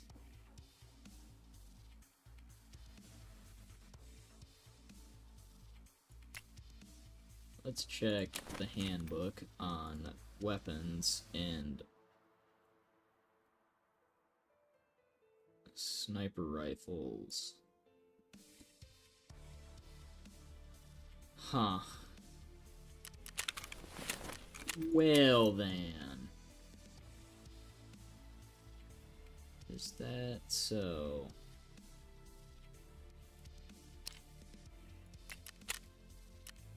What is our current sniper rifle skill?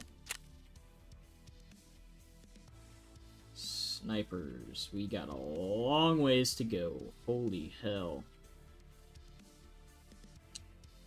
How have I leveled up rocket launchers? Excuse me? What?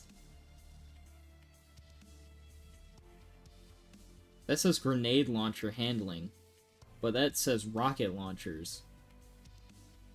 That's very different. Those are two very different things. I don't know if it's talking about like the underbarrel grenade launchers and it's just kind of like spaghetti coding into the wrong skill, I guess, but because I know we've used the we have used the underbarrel grenade launchers, but I don't know how that would translate into, yeah, you know, you, my fine fellow, have been, doing that. You have this super crazy, I'm trying to think while I do this. Okay, yeah, that's all good. But you've been using rocket launchers? Yeah, absolutely. Why not? Okay. I want to try to get this gunpowder thing done, because it says I should be able to do it. And it's not at all that hard. But I need grenades. Because factory is nuts.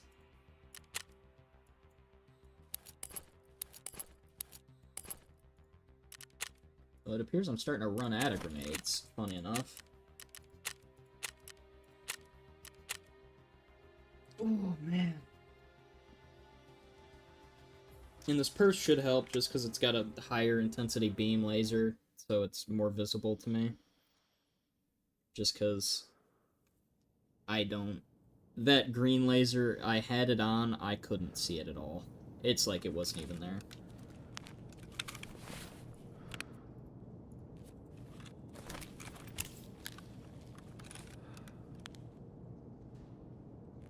Yeah. See, that dot's way more visible to me. Or I could be that I'm colorblind.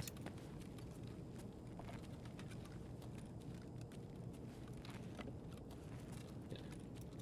Trying to cover my bases and not get run up on by tequila while I'm trying to do this planting bullshit.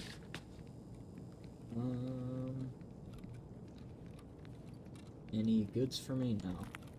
I walk in here.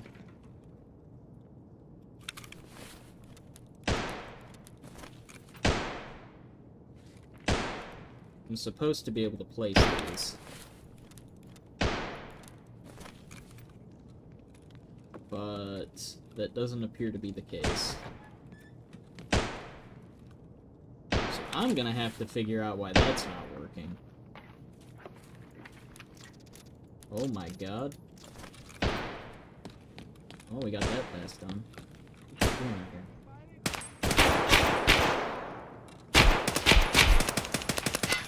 Stop that. You guys even shooting at? What are you doing?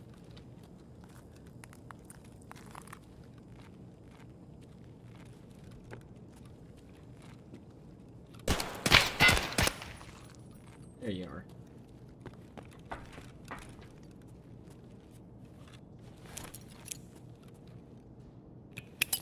Who's in there?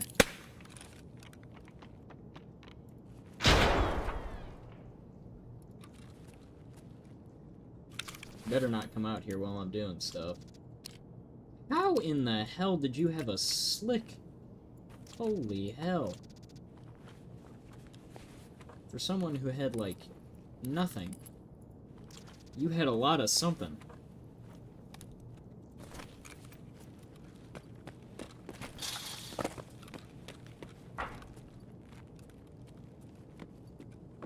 Where you at?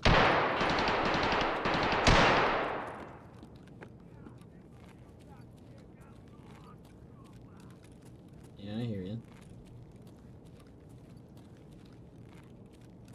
Wait, what? I didn't know that spawned there. Okay.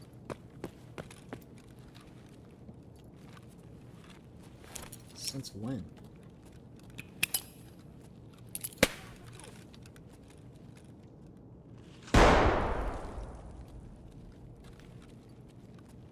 My bag off.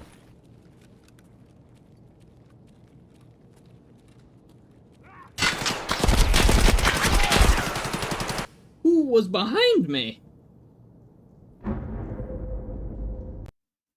Well, that didn't go as planned. Ah! The guy I was trying to avoid. Awesome. When I least expect him, he comes up behind me. That's brilliant. You know, sometimes, Tarkov. Sometimes. You know how to really just screw me over. Especially when I find this last fucking flash drive I needed. You prick. It's the last one I needed. Why'd you have to screw me then?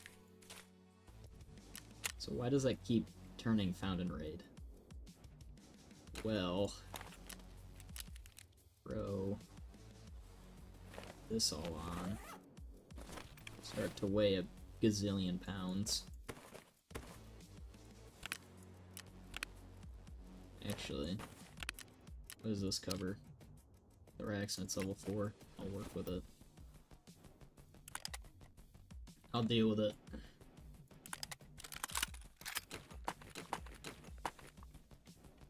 There. Get a little bit more room going in here. I want to use that foul, but I also realize that it's gonna kick like a fucking mule. So I'm gonna save myself that. Well, there goes an expensive kit, because I can't get a lot of these helmets. Luckily, I found 3 of them, and that one time we got ran up on by, like, all of Rashala and his boys, but I also lost my 3 kite gunpowders, so that kind of sucks. Not so thrilled about that. And I need one of my face masks. And some shades.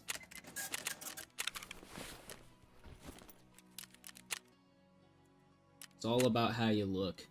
It's all that matters. If you don't look cool, you're not gonna feel cool.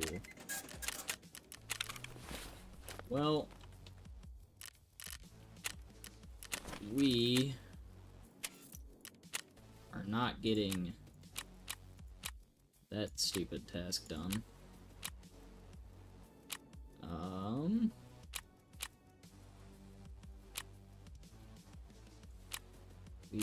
I want to get that done, but that's a reach. He wants me to go and kill people and all of that. Sniper rifle, that's what I gotta do. Hold on. We gotta do sniper rifle stuff. So I need that 5.7 again, because handguns... If you're gonna bring a sniper rifle, you're gonna want a handgun. And then I'll buy a actual decent sniper rifle from this guy, and then get a couple of mags for it.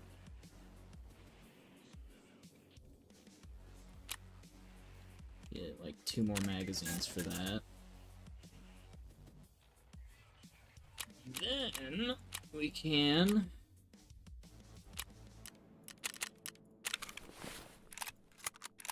we're gonna edit you.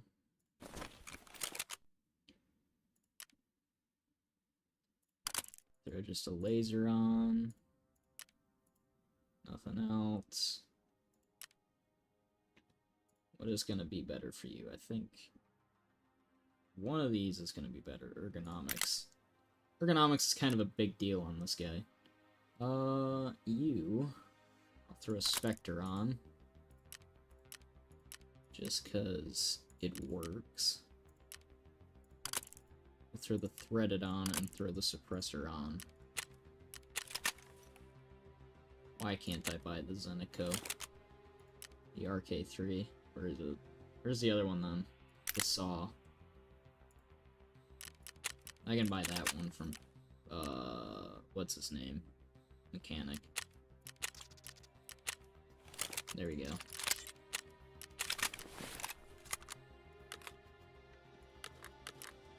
We'll just throw all these magazines up here, because we have a whole bunch of SMB, which is actually fairly decent ammo.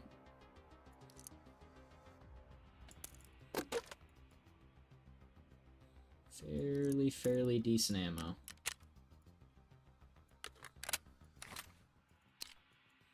So, with that, I think we can also head over to Woods. And try to kill those scavs without using meds. That means I can't even use my syringes, which is really gonna handicap me if we go overweight.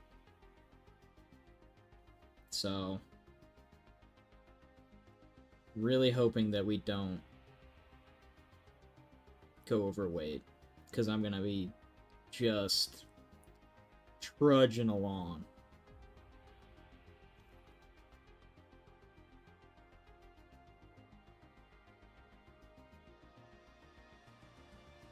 And this might take a minute, because Woods is huge.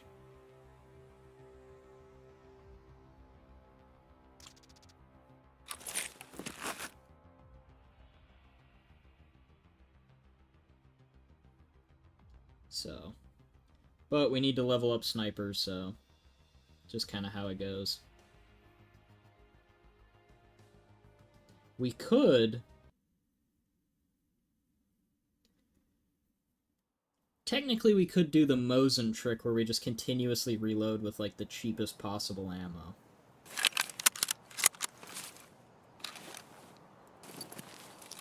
Man, the ergo on this thing's really nice, actually. So where are we? Where am I? Actually, I think we're close to, really close to the USEC camp.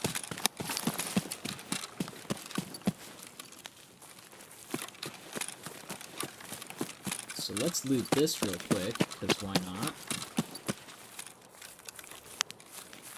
And that'll give enough time for, like, scavs and stuff to spawn over at the, sunken village, and then we can snipe them when we get over that way.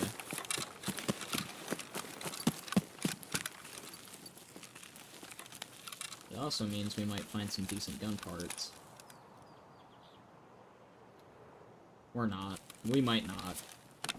I take it back. Ooh, that's gonna be a gun. With terrible ammo. It's an MRE, though. Don't mind if I do. Used to be, like, guaranteed, or at least when the last time I went through, it was guaranteed that you would find, like, an MRE every time on that sleeping bag. But I don't think... I think that was a bit too much. Because it was kind of like you didn't even have to worry about it. It was always there.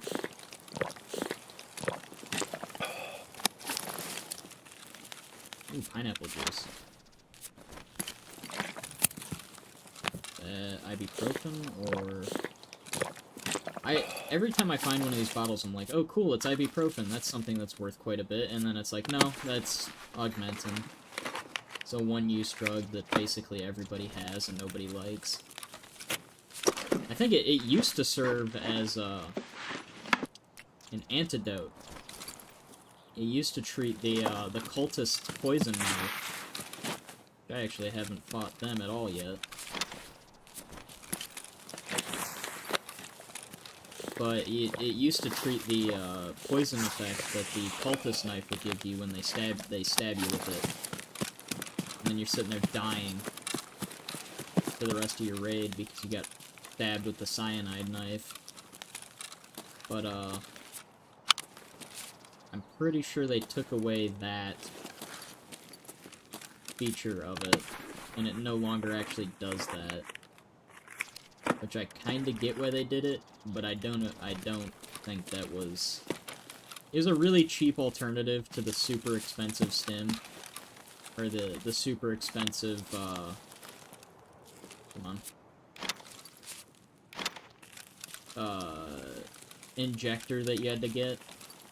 Which is kind of why everybody used that instead, because augmentin was like 15,000 rubles on the flea market, whereas the stim is like a couple 100,000 on the flea market. But in my opinion, it's more of the, like, I get in the position of, like, yeah, I get that you don't want to have, like, a super, super cheap way of countering this, what is supposed to be really big deal, like, hindrance to the, player, but at the same time, I don't think that...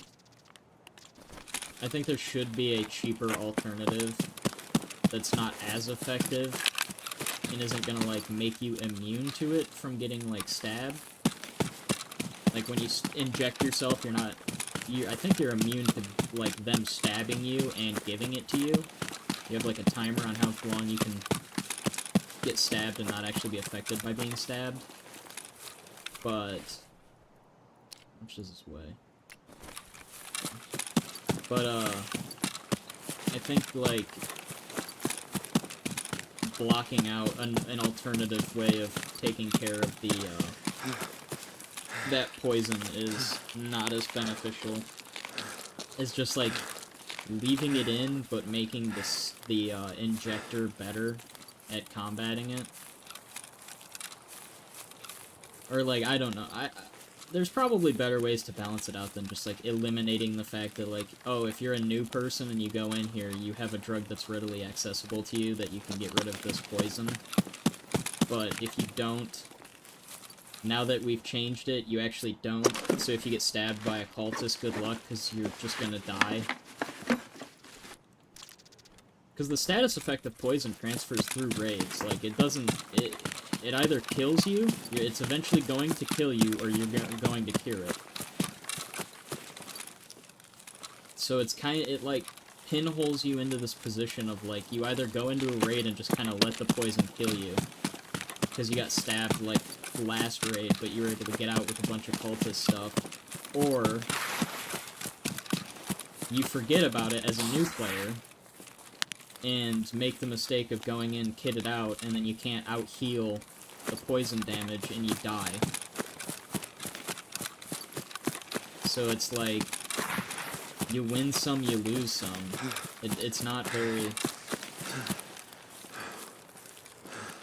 In a way, to me, it kind of feels like an anti-player thing, but at the same time, I look at what the cultists have on them, and they have some of, like, the best ammo in the game, the best guns in the game, the best armor in the game. Like, they are stacked. And if you can kill a couple of them, you have a really good kit. Like, Altons, level 6 armor, the highest pen ammo in the game, like M61, M993, Ingolnik, M991. Like, all of these just crazy, ridiculous bullets in armor and all of this stuff, and they have, like, tons of really, really, really expensive items on them, like red key cards and all that kind of stuff. So on one hand, I kind of understand that you want to disincentivize, like, farming them, but at the same time, like, the one thing I hate talking about all the time, but with, like, the... I can't help but feel that the change to Augmentin was brought about due to... No way. The change to Augmentin happened because...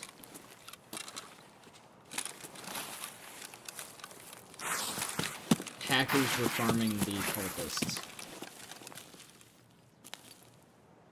Now, I don't really like talking about that whole situation in Tarkov, but it kind of is... You son of a bitch.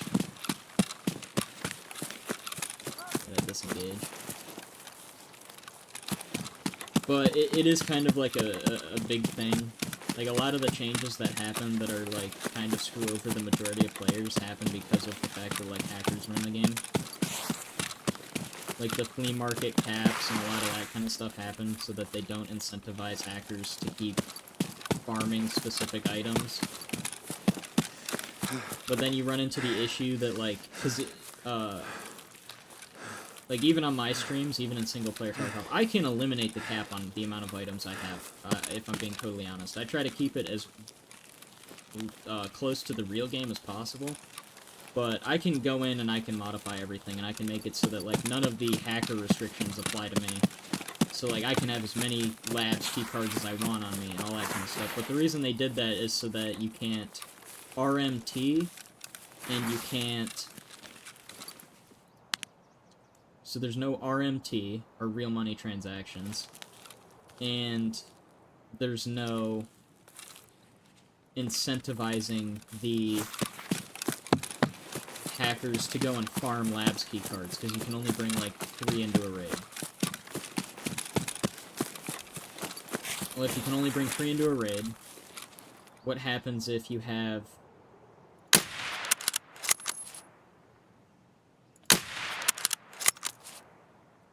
What happens if, like, say, I have them in my sick case, like I've had many times, but I forgot to remove them, and I go into factory and I kill Tagilla. And it's not like I'm hacking. I've done it all legitimately, right? But, because of the fact that people would hack and farm this, I can't bring them in. Or they would do real money transactions and buy these lab key cards. Now, I can't bring in a certain amount of them. And I can't drop them in raid if they're not found in raid. Or if I pick it up in raid, I can't drop it in raid or it'll get deleted. So that you can't RMT it. And I get what they're trying to do in, like, hey, I don't want... Like, we don't want hackers ruining everything and making everything bad, but it kind of... I see it as a double-edged sword, because what... Oh, fuck me. Don't you dare.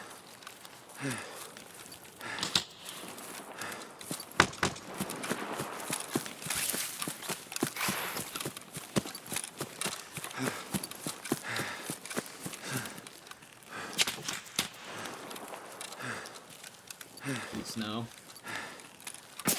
That's the goons. Yep. Are they like a guarantee spawn up there? Because holy hell. That's the goons. They're guaranteed spawn up at that radio tower. Yeah, bird eye. Jesus. But yeah, I see it as a double-edged sword because you run into the problem of, like, because you've made the game more difficult, it incentivizes more, like, casual people to be like, well, I want to experience what it's like up at the higher end of play, but I don't have the time to grind out the higher end of play. And so, instead of grinding it out, I'm going to go to this website, pay a little bit of, like, pay $50, and get all of these, and just get the items that I want. And they're gonna give me this account login and all of this stuff, and then I'm just gonna play with that. And then eventually I might get banned, but so what?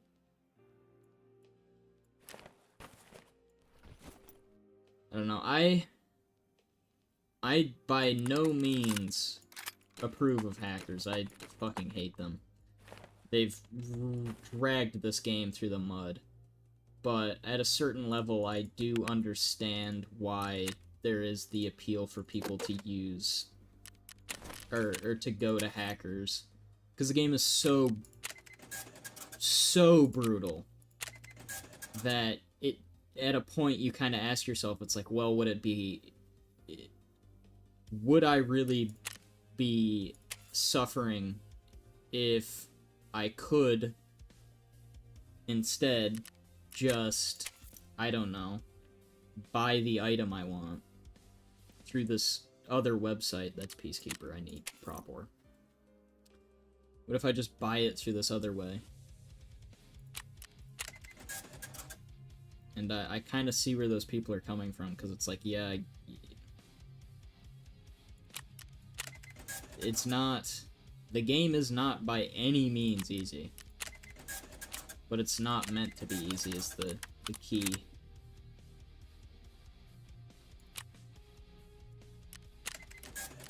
It's a weird balancing act, and Battle State's in a position that I do not envy. Because they're constantly battling it. Because on one hand, you have people that are like, well, the game is super hard, and you have a lot of people on the other side that are going, well, the game is super hard, that's why people are hacking. And I see where both sides are trying to come from, but I just... It's a shitty deal. And I wouldn't want to be on either side. I just kind of sit in the middle and go, well, there's a lot of stuff that we could probably fix without having to be super anti-player. There's a lot of stuff that they implement just to kind of delay the end game, which I understand why, because you don't want to just have everyone blow through the start of the game and be like, nope, we're going straight to the good stuff. Insomnia that Which one did I need to do to unlock BT? For the Mosin. Did I do that already? Huh? What? Oh, it's the next level of proper, okay. But, I don't know, it's a really weird thing, having to deal with the hackers and the way they hack this game. Because it is not enjoyable for anybody. Need those contacts. I mean, it is just brutal.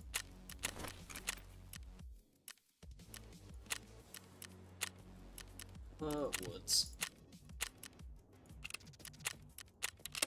Because, like, I've talked about it, the majority of the reason why I don't play the real Tarkov anymore is because the zone that I'm in is the servers that I can connect to they run rampant on certain maps. Like, Labs is unplayable, you can't touch that map, because you'll immediately be fucking watched through the walls and killed if you try to pick up something of value. And Streets is terrible because of the new boss, as well as Reserve, because they all are maps that have a bunch of money on them.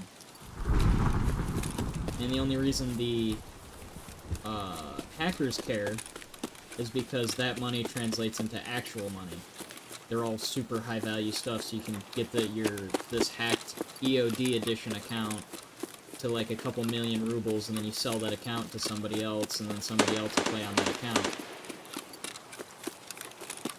And for someone like me who's just trying to play the game, you fall into a position of you're just getting destroyed. You basically get in their way. It's not the fact that they're actively trying to kill you, because they'd rather not kill you, because then they're not being reported as a hacker, and it takes longer for Battlestate to do something about it.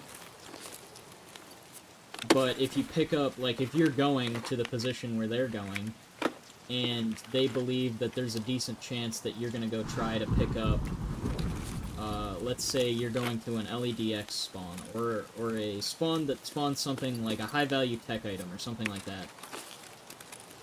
Well, the hacker's gonna get rid of you, not because they want to get rid of you, but because if they don't, they're gonna lose out on actual money. So they're real-world profit incentivized to kill you. Which is really weird to have to deal with in a game. Is someone in the real world being monetarily incentivized to kill you. Because it's basically their job.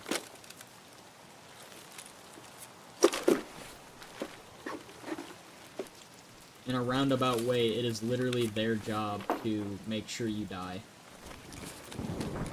In this video game.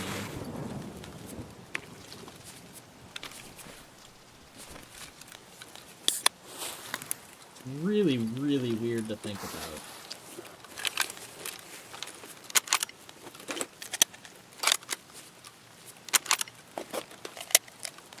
This is like the easiest way to level up snipers. Just kind of eject your bullets and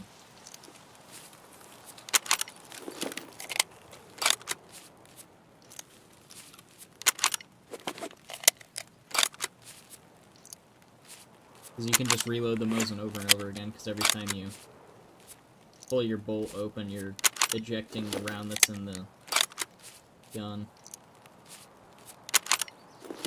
Now, technically, you can load a Mosin. You can top load a Mosin to 5, because you can put 5 rounds in, press the feed ramp down, so it doesn't pick up the round in the gun. And you basically ghost load one into the chamber, so you can get, instead of the 5 in the magazine, you have 6, because you're able to ghost load one in.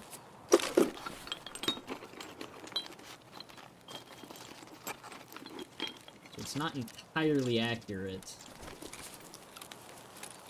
But I think that's something... When I talk about stuff like that, that's something that I wish they would add for, like, weapon mastery, is like ghost loading bolt-action rifles or shotguns and stuff like that. So you give yourself more ammunition in the gun at the start of a gunfight. It's more beneficial to you to get, like, the initial edge in a gunfight, but it's not like this huge, unrivaled advantage that you have because you have weapon mastery, but it's like a little something that gives you a boost. It's a boost you have over, like, the average guy. Keys, I'll actually eat those. Bunch of cigarettes, the tea, some sugar. I'll make sure I stay away from, Bird Eye in the gang this time around. I really don't want to get shot. And there's a lot of suppressors and stuff.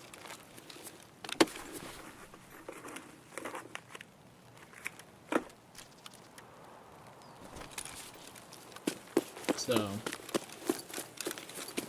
yeah. I've played Tarkov long enough to see it through a lot of different instances of community, like, the community change over time. I was there when, like, the first ever Twitch drop thing went down, and it was huge because it brought, like, basically, the first ever time they did Twitch drops was when Tarkov hit the current relevancy it has, because it brought so many people into the game, because it pushed so many of the Tarkov streamers to, like, the front page of Twitch and stuff. There was a huge influx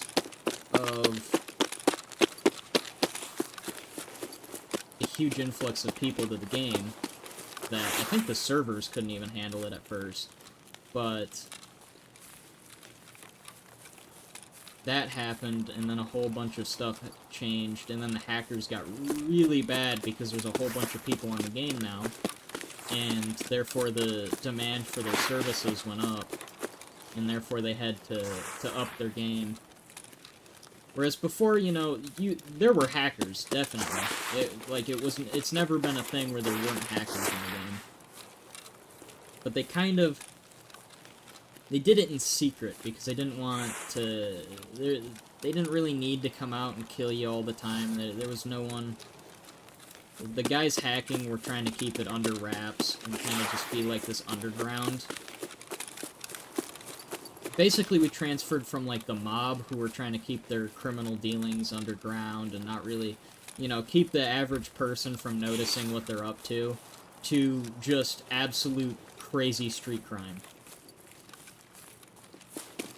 Because now it's just an every man for himself, random people have hacks, they're just hacking like there's no tomorrow, and everybody's just killing everybody with hacks. It was a really weird transition. And due to that, like, the servers I connect to on Tarkov I can't do it anymore.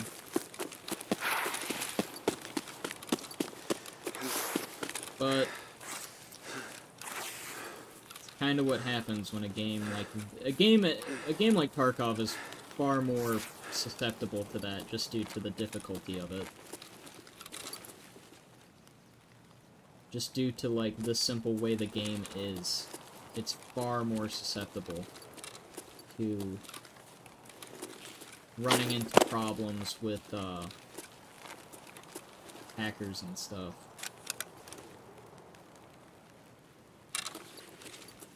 Because, like, the game is difficult, and therefore more people are incentivized to be like, well, I'm gonna pay money to not deal with the difficulty.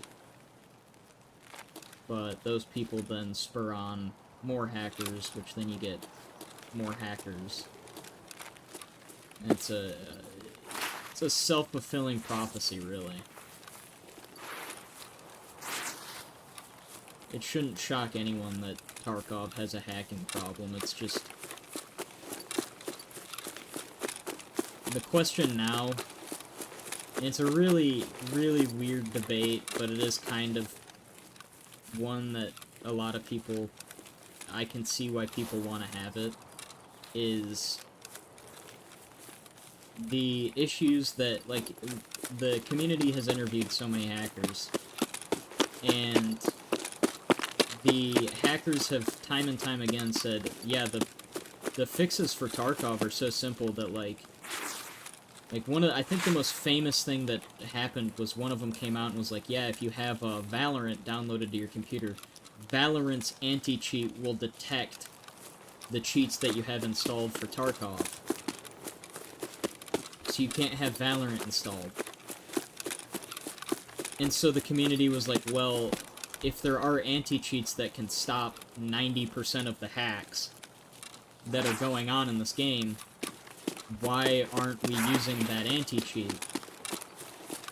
And then the new question has been asked, or the more recent question, it's not really new, it's kind of just resurfaced, is Battlestate lagging behind and not really doing anything with the anti-cheat because of the fact that they make a shit ton of money off of it?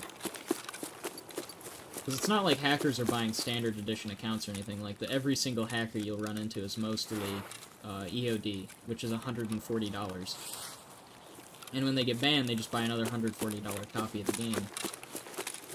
And so, it was a question that was asked back in the day when I first got into Tarkov, but now it's kind of resurfaced again because of that whole, like, oh, well, Valorant's anti-cheat can solve it, and, you know, that anti-cheats are out there that can fix this problem, and they're accessible on the market, so why don't we do that?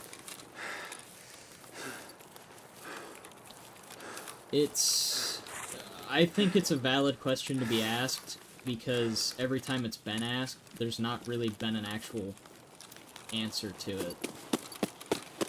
Like, I think the one time it was actually brought to Nikita, he just said, that's a stupid statement, because of course I'd want hackers out of my game.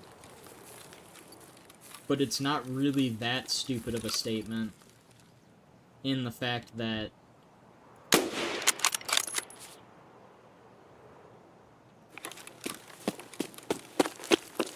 he makes a lot of money. Like, there's a huge profit incentive to not really fix the hacker issue, because the hackers are funneling cash into Tarkov like nothing else. I mean, you would be hard-pressed to find a group of players that have funneled more money into the game, to be fair. My bullet go. I need that. Oh? Where you going? Come back to me. There you are.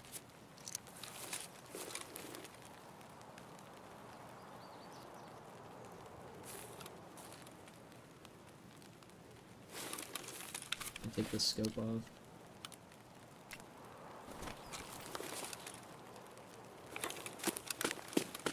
So yeah, I think it's a very important question to be asked. And just me personally, because of my issue, like my personal encounters with hackers that I know for a fact were hackers, because I got the blue message, the blue server message of like, hey, yeah, we banned this hacker due to your input, thanks for that. I think it is valid for the community to ask the question of, are we actually addressing this, or is it going to be addressed, or is it something that the developers have deemed is profitable, and they're not really going to address it? Where'd this pilgrim guy go? Because I think it's a really important... Okay, that guy had armor. Ugh. But I think it's an important question to be asked on the basis of the game. Like, it's been very much... Oh, he had a VSS too. I was fucked immediately. But it's... Like, it's been proven that there's anti-cheats. Like, I don't know what Valorant runs, but I'm pretty sure it's an anti-cheat engine that Tarkov could use, and it's been proven that anti-cheat will, in fact, take care of like 90% of the hacks that you run into in Tarkov. And so I think it's very valid that people ask the question of if that would solve Tarkov's hacking issues, why hasn't Battlestate decided to use that anti-cheat? Why aren't we using the anti-cheat that would fix the problems we have in this game? And for the immediate first response of the development team for Tarkov to be, well, it's stupid for you to even ask that question, I think is a bit disingenuous, because I personally think it should be asked.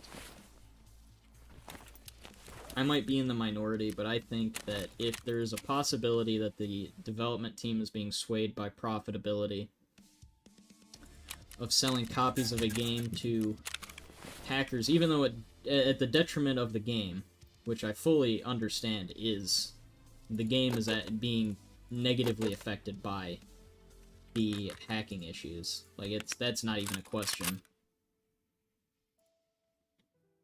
But I do think it's important to raise questions like that, because it's possible. There is a chance that the head guys at Battlestate are looking at Tarkov and going, well, we could address the hacking problem. But if we fix the hacking problem, we will run into the new problem of... Okay, this one's way lighter. We'll run into the new problem of we're cutting ourselves out of a huge amount of money. And so I think it's not a bad idea to ask the question of, should we question their incentives? Because personally, to me, it's... if there's a way to fix the issues that we have in this game... Oh, man. If there's a way that we could get rid of the hackers in this game, I think that should be their #1 priority nowadays. Just because of the fact that, like, it has gotten so bad and so blatant. Like that huge video that came out, the wiggle that killed Tarkov. That is insane. Need to go to Shoreline. Just get this over with. I need meds, though. Like, watching that video was pretty demoralizing. In him being like, yeah, 90% of raids you're going into, there's a hacker. And they know you're there, and they can see you through walls, and they, you know... It's upsetting, as someone who's played the game for so long. But... I think I probably fall into a minority when I say that I think that Battlestate, I understand that they want to get the game out, and I understand that everyone wants to see the game in a release state, but I think they need to pull a lot of their team off of developing stuff to dealing with the hacker issue and the balance that the balance changes that they've had to implement into the game to take care of that issue. Because we have, like, the flea market restrictions, the found and raid system it's alright. And, you know, all these systems, and I've watched plenty of people talk about it. Plenty of people have far more time and are far more experienced and far more knowledgeable on Tarkov than I am. That's kind of why I come to my conclusions. Is...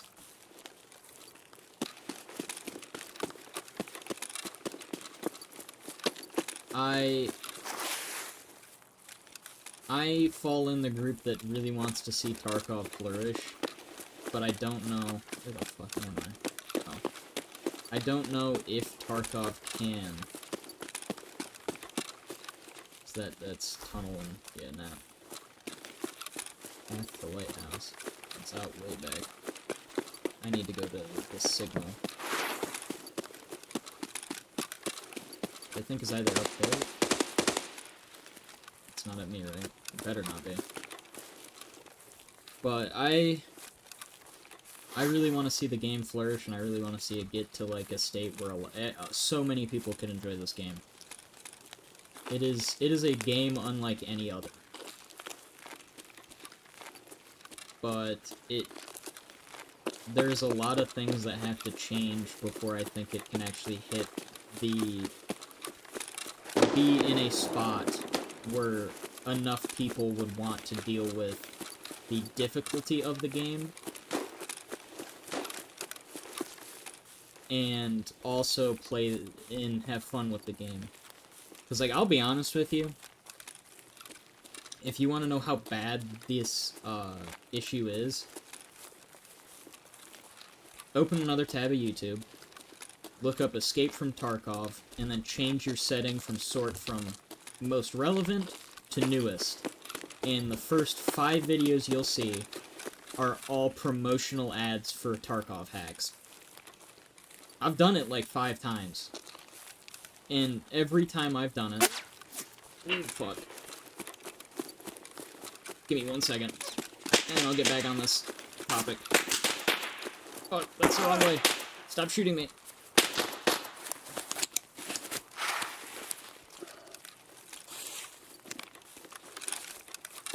I'm gonna need to go away.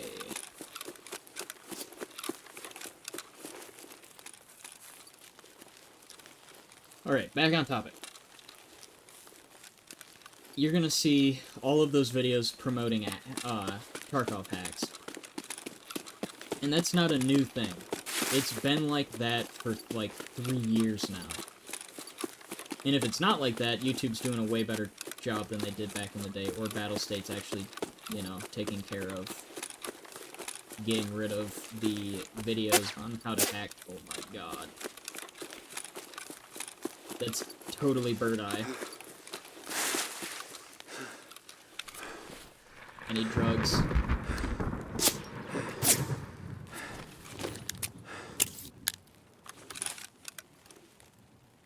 But it's bad. Like, for Battlestate, I think, plays it down a lot. Go. I think Battlestate does a disservice to themselves when they downplay how bad the situation is. Like, when there are videos on how to hack this game, like, how to install hacks, and like, oh, hey, go to this Discord server and we'll hook you up with a hacked client, or like, $20 and we'll hook you up with a hack. Jesus Christ. Get off of me.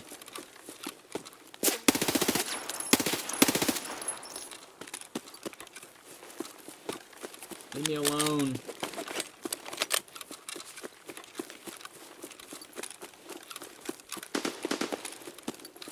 I think this is Bird Eye, because he keeps fucking double tapping towards me. It's scaring the shit out of me. Holy hell.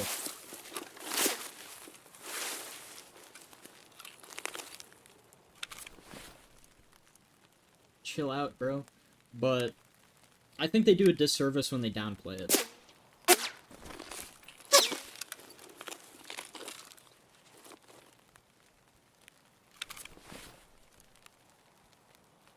Because they act like it's not an issue, when it absolutely is.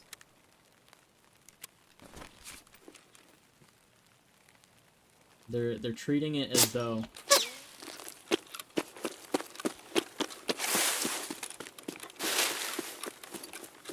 I have no idea where I'm being shot at from. This is fucked up. But it is clearly an issue that needs to be addressed. It very much needs to be addressed.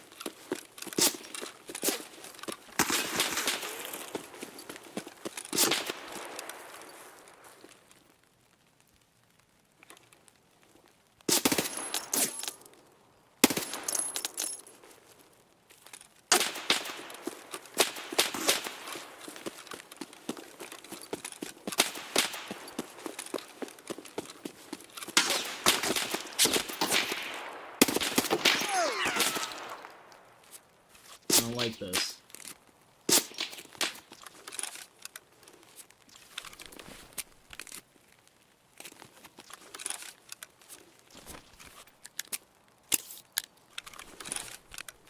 I need more healing. Drugs are my friend.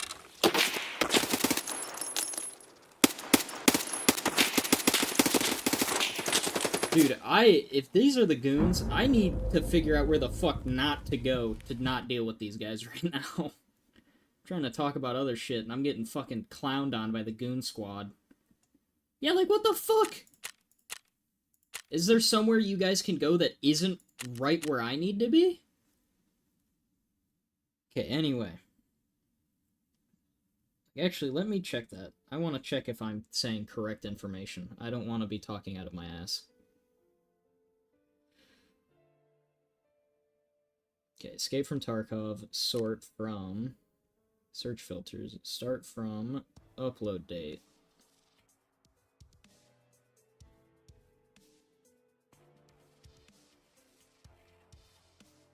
Okay. It appears they are on top of it now. That is really good. I'm actually happy to see that. If I look up hacks.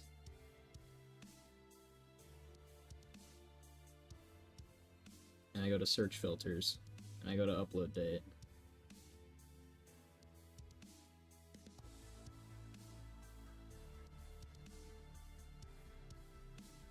Okay, 3 days ago.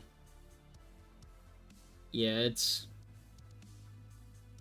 There's a lot more. It looks like they've actually done a far better job of moderating the content. It's not actually there as much as it once was. But... you can still find it. Like, I just looked at a video that says Escape from Tarkov, how to install Untraceable.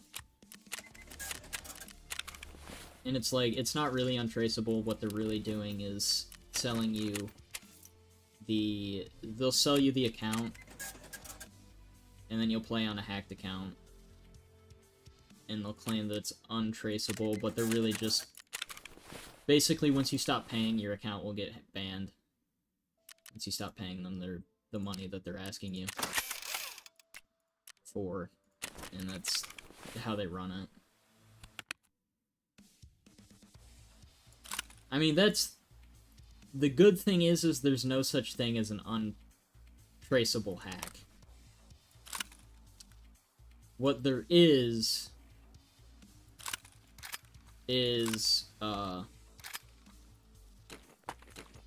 hacks that they can cover up, as long as you pay the fee to them.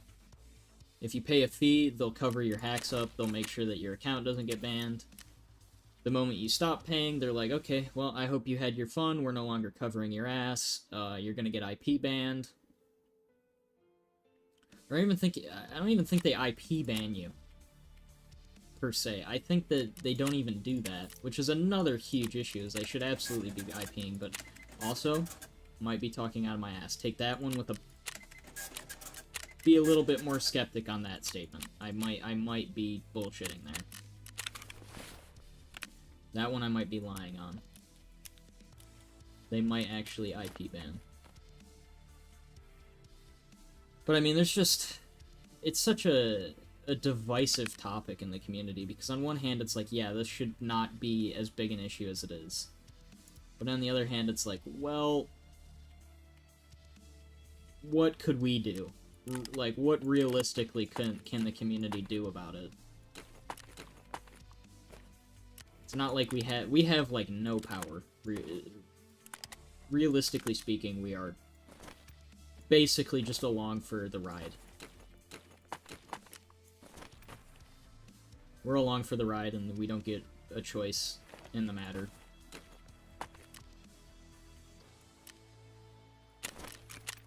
And it sucks. It's unfortunate. It's not fun for a lot of people. I gotta do this stupid UN test. And I get it. But on the other hand, you gotta deal with it. Tarkov has gotten to a point where you have to make your own fun with it. And if you don't, you're just kind of losing out, and you're not gonna enjoy it.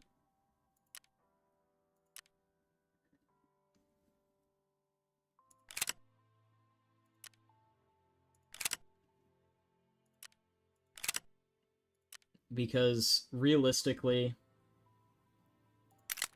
there's not much that anyone can really do. Because it's just... the game is in a point of development where, like... and has hit a point of relevancy that I don't think Nikita wants to actually come out and address the issue, because if he does, well, then you run into the problem of, well... hey guys, the game is a nightmare, the hacking is a huge issue, and none of it's all everything's fucked. And they're not gonna come out and say that, because, like, you're hurting sales. You're knowingly damaging your reputation and sales. So, it's weird. It puts everybody in a position where they have a profit incentive to not fix a lot of the issues, because they can make a lot of money off of it. They have not only the profit incentive, but they also have... why is this out here? Anyway. They have the profit incentive. They have so many incentives. Like, money. The game is way more relevant. There's a ton of people looking at the game. What are the magazines for this gun? Hello? Did I overlook it? Or 25 rounders? I thought Peacekeeper sells them, right? That's 30s. There they are.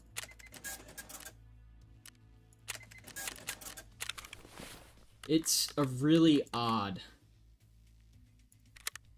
really odd thing. Tarkov's in a position where it, in a way, benefits from hackers. Because if you look at it, how much press does Tarkov get? All the time. Because there's hackers in Tarkov. It's all the time people are making YouTube videos about it. It's huge. It's this big thing. I mean, hell, I'm talking about it right now. Oh, that's the wrong thing. I need insurance. It's a nightmare. Because on one hand, the hacking is actually beneficial to Battlestate. But on the other hand, as a player, you don't want to deal with it, because who would want to deal with it? No one wants to deal with it. No one wants to have hackers in their lobby flying around and killing people and making everything a nightmare and no fun. It sucks. And I don't think it'll ever be fixed, and I think we're getting to a point where if it doesn't get fixed, I think Tarkov will probably end up just dying. I think realistically people will lose interest. They'll realize that there's only so much the game can offer. And I don't mean like the game will eventually, no one will be playing Tarkov. It'll more be like, it just kind of becomes a niche. There's people playing, but like, the profit incentive no longer is there. Battlestate kind of just gives up. They don't want to deal with running and hosting servers for it anymore. Tarkov will just kind of go by the wayside. But there's a long, long time before that happens. Like, there's still... The game has still got so much to... Like, it's not even released yet. That would all happen, like, after it releases. And that's just my guess. It's not even really, like... That's all guesswork, really. To be completely honest.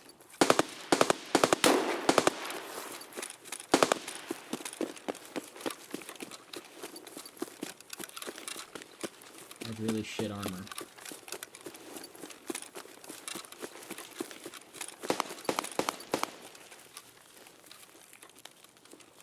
Where are the gunshots? Because I have to...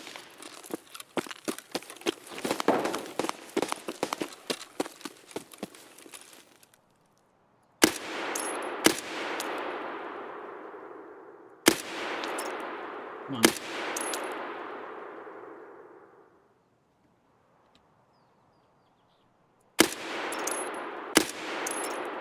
There you go.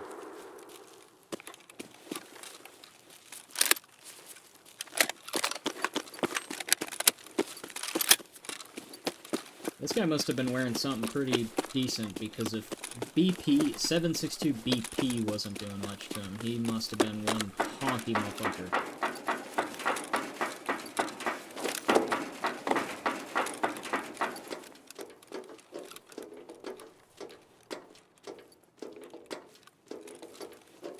I forgot I can't get around this way.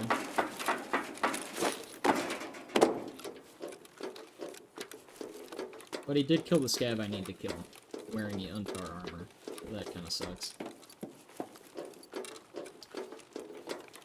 Yeah, I don't find joy talking about Tarkov's problems, but I do think they need to be covered as someone who's basically been pushed out of the game because of it.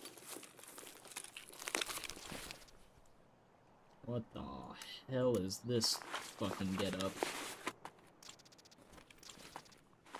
Interesting little setup you have here, buddy. Especially that you put that on this gun. Oh. Interesting.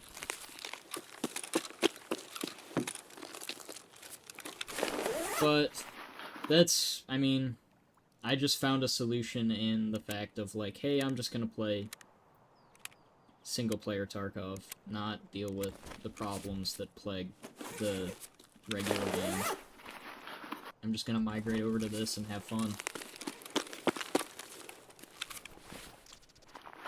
One of the reasons I was hesitant when people first started talking about single-player Tarkov and it became a controversial thing is because I wasn't sure.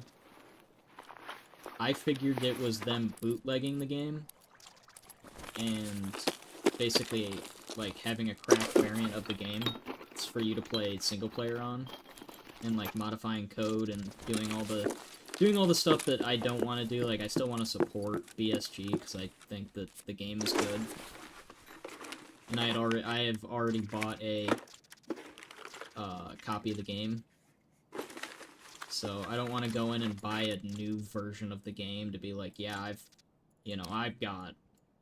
Actually, the PEC 2 is just an IR. Yeah. Like, I don't want to buy a version of the game that is, not. Whoa, okay. Homeboy here had some... He had a fucking gun on him. Wow, okay.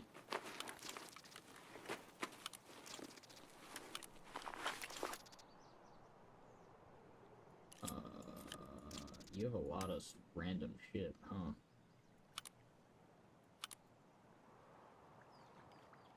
Interesting. But I didn't want to pirate the game, is my big thing. Because I just don't want to. It's not... You can't do anything with a pirated game. Like, you could never stream it, you could never do any of that stuff, because it's pirated. But with single-player Tarkov, you have to own a copy of the game. And then on top of owning a copy of the game, you have to then install single-player Tarkov. And only then, if you have an actual valid copy of the game that Battlestate on their end has verified, it has to be a Battlestate verified account, can you then play single-player Tarkov. So, the fact that they're not trying to, like, screw over Battlestate, and they're like, no, actually, this is, Battlestate did all of the heavy lifting, we're just here, and we're making this, we're here making this new thing in the game, simply for people to enjoy, like, we're not trying to steal what these guys have done. I think that's very commendable.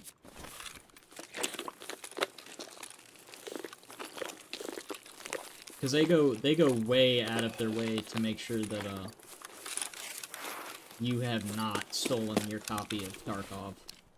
Like, even if you have a stolen copy of Tarkov, because it's not verified on Battlestate's end, you cannot even touch this game.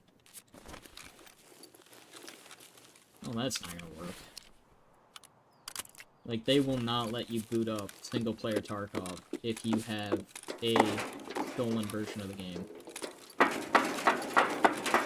Simple as. No questions asked, there's no ins, ands, or buts about it.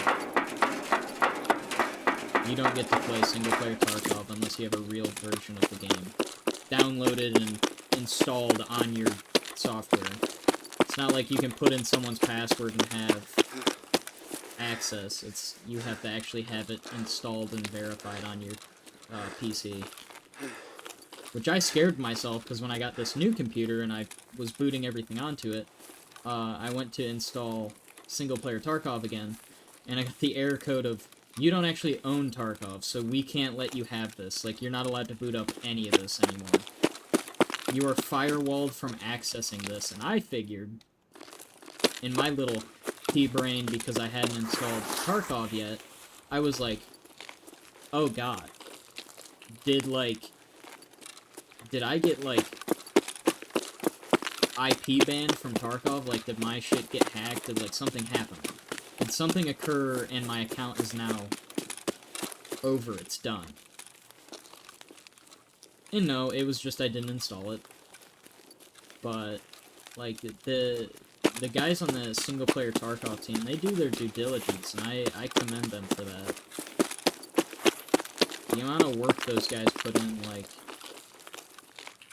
to get all of the assets and everything for people to play single-player Tarkov without them stealing anything from Nikita. They're not, like, stealing files, they're not stealing assets. They do everything legit, and they do it all the legit way. And I think that is very commendable, because it'd be so easy for them to be like, actually, no, I'm just gonna steal everything. All of the assets, all of everything, I'm just gonna take that. And it doesn't cost a single penny. Because that is not something that they're gonna do. Everything's free. They don't charge any money for you to play single-player Tarkov. It's all free. They just let you enjoy the game.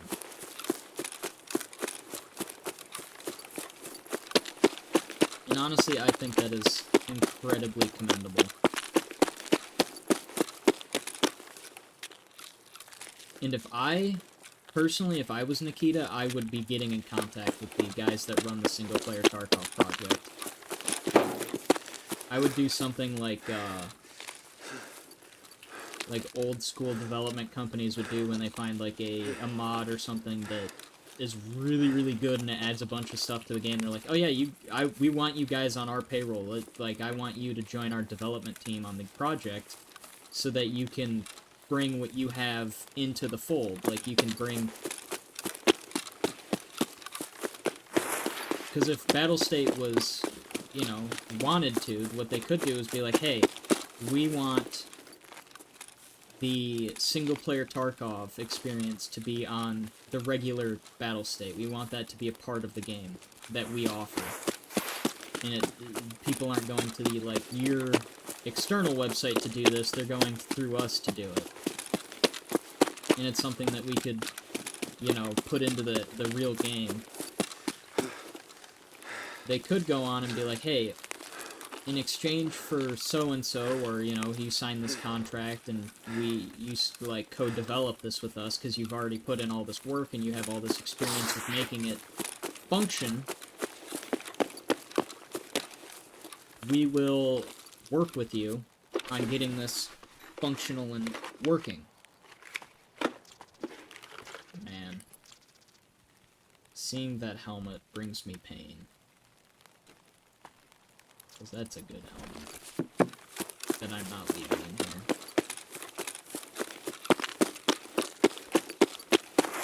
So yeah, it's... I think there's a lot of things Battlestate could do to very much...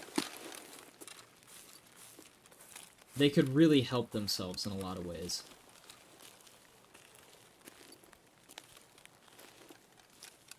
There's that little scav skull.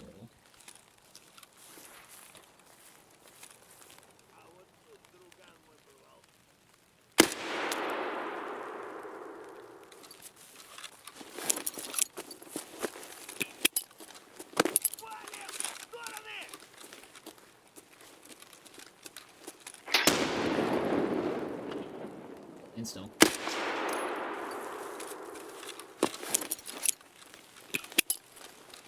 I don't want anyone over there.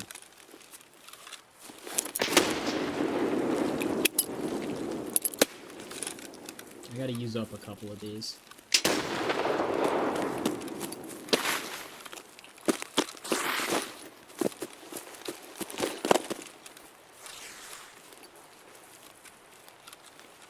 Did he fall? That's what I wanted him to do, was fall, because he was right on that edge. But I don't think he fell. Nope. He's still up there. Well, that's unfortunate. How many scavs do I still gotta kill? 2 more. Well, isn't that unfortunate? But I have... Back onto our other topic, I have so much experience in Tarkov. Not, like, actually being good at it, but I got experience, you know. I have played the game for a long time. That doesn't mean I'm good at it. Quite the contrary, actually. But there's a lot of things that the straight-up Tarkov experience is lacking in. And there's a lot of things that the modding community has brought. And I think it is one thing that I will say for basically any game out there. With few exceptions, but most every game out there only benefits from their modding communities.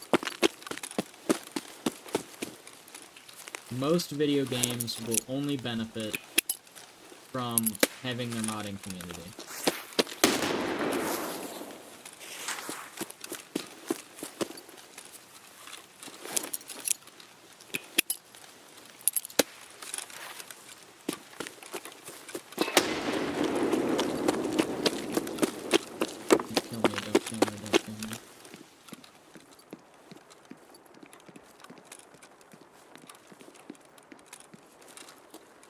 Anybody in here, please? I gotta get a flash drive. I need one of those so bad. So,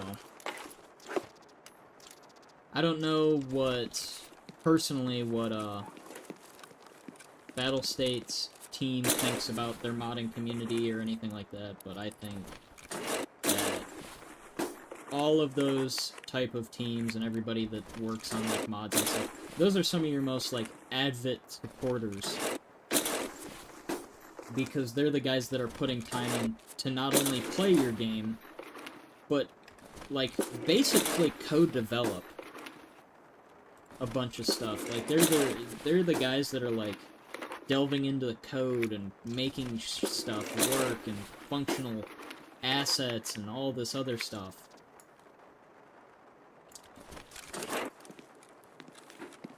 And it kind of baffles me sometimes to see, like,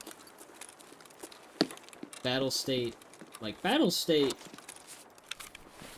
does not... Actually, I take that back. Battlestate does not like the modding community. They hate them.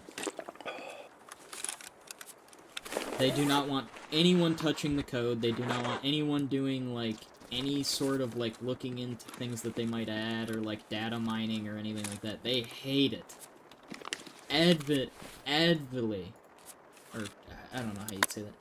They really don't like it, basically. They really, really, really don't like it when people do it. To the point where, like, they are going to remove people's accounts if you go in and you want to look at code. They'll ban you from the game. Like, they do not want you, in any capacity whatsoever, ever delving into the code of Tarkov to do anything with it. Which I think comes from, like, a misplaced hate of hackers.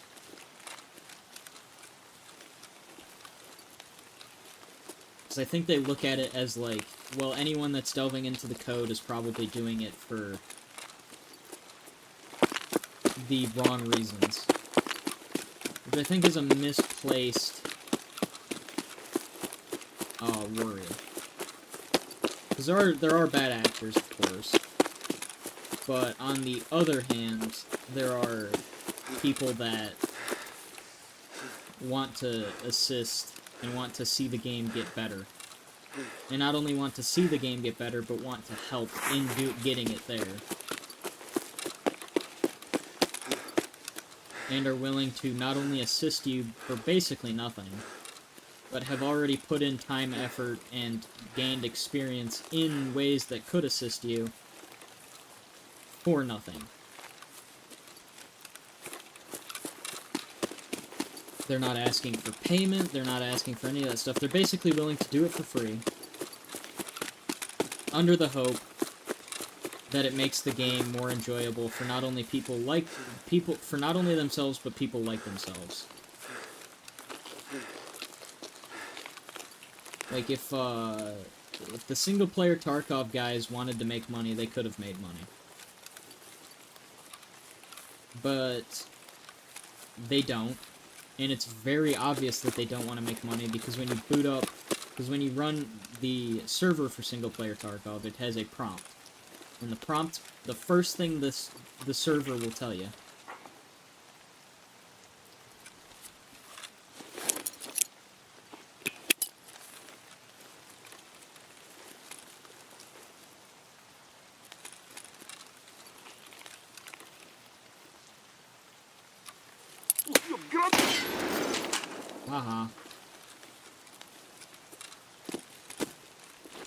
The first thing the server will tell you, and the first thing that literally first thing that they show you in the game is, everything for this is free.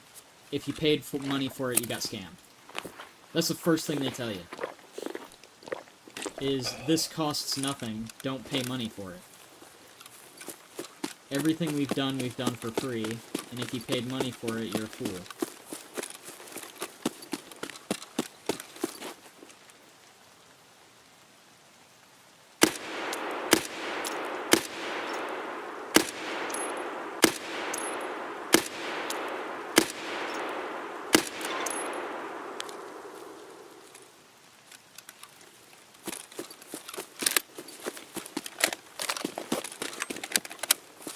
Please, nobody be in the woods.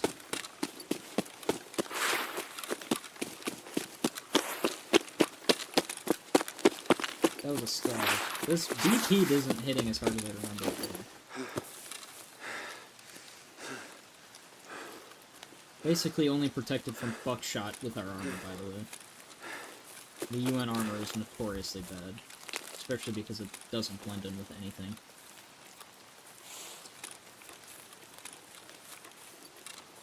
but I don't know. I wish, personally, that Tarkov would do a lot of the stuff that they don't do and they avidly don't support.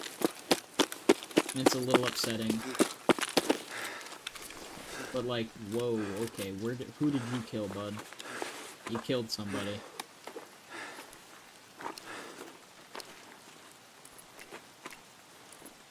You killed somebody important there, pal. But I don't think, realistically, I don't think the day will come when I see Battle State implement a lot of the stuff that I'd like to see. And I don't think that the game is gonna go in a direction that I want it, or I would find enjoyable. And that's part of the reason that I have just decided that I'm gonna... it's kind of the reason I'm on the bandwagon of playing single player. I find single player enjoyable, and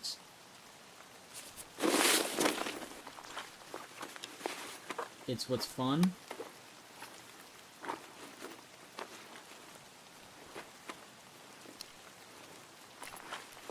And I enjoy it, so I'm not gonna complain, and I'm gonna deal with the cards that I'm dealt.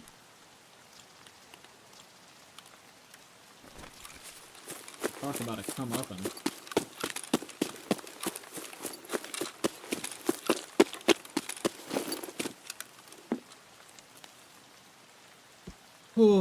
We have gotten some stuff done. Not as much as I was hoping. Mostly because it's all on like streets and stuff now. But we did get some stuff done for Peacekeeper, which is a pretty big deal because he's the next possible guy that we're going to get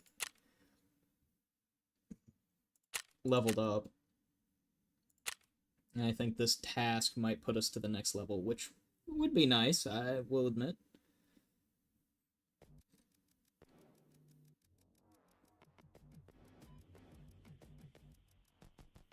Oof.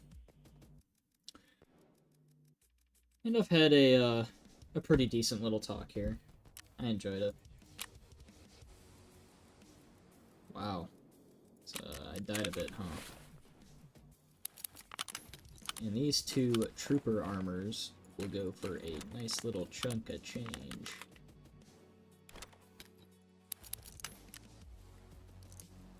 This MAIAP. Some nice stuff. I don't mind getting more of it.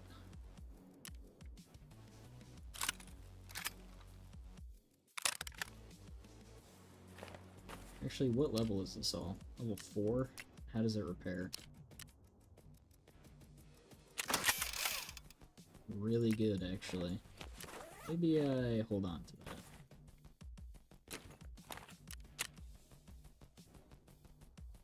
It's not a bad little kit. Keep some of these grenades. Never really liked the F1s.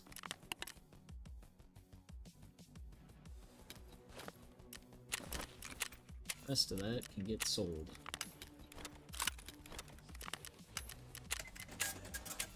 To these fine gentlemen.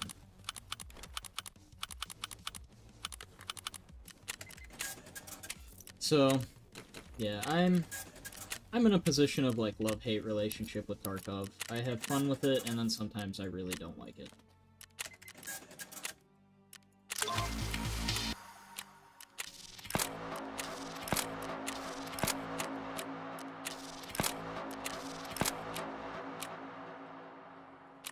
I need to do a whole bunch of stuff.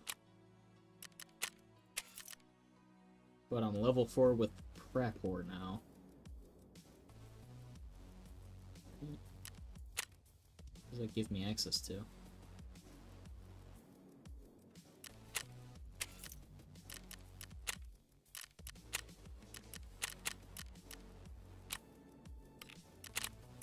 Take that. These weapon parts aren't actually the... they're actually pretty nice to get my hands on. Also, we burned through a solid chunk of change in these past couple of raids. Not gonna lie. Let's see what I've unlocked yet, there, buddy. He really doesn't wanna...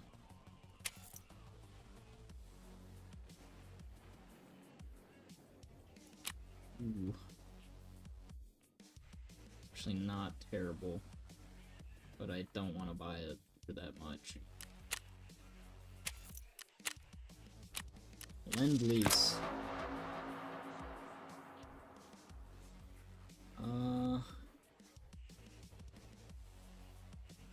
Motor controller. So I need to go and loot the drones. Really want to see what I just unlocked. But I don't think I'm gonna get that. Not that luxury, not right now.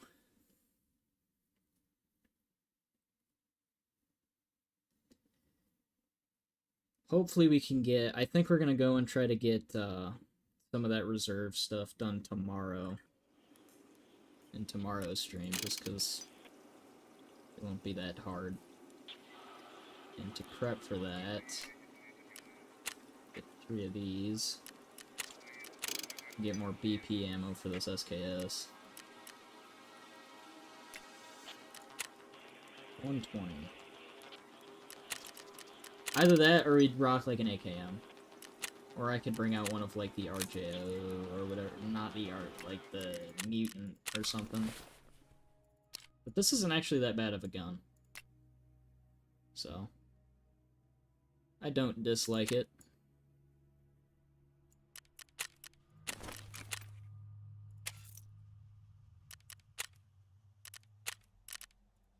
think it's pretty good. Yeah, here we go. So we have access to all of this now. We can buy AS Vals, as well as we can finally purchase the... We can buy the 60 rounders and all of these other magazines. Because we've done a whole bunch of tasks. But this is what I'm interested in. This bad boy. The 4-gauge shotgun.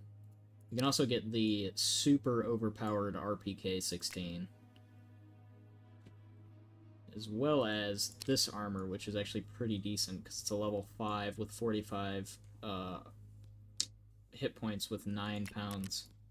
We can also trade for one of these now, which is a bunch of tannerite. And then for a lion statue, we get the huge raid backpack.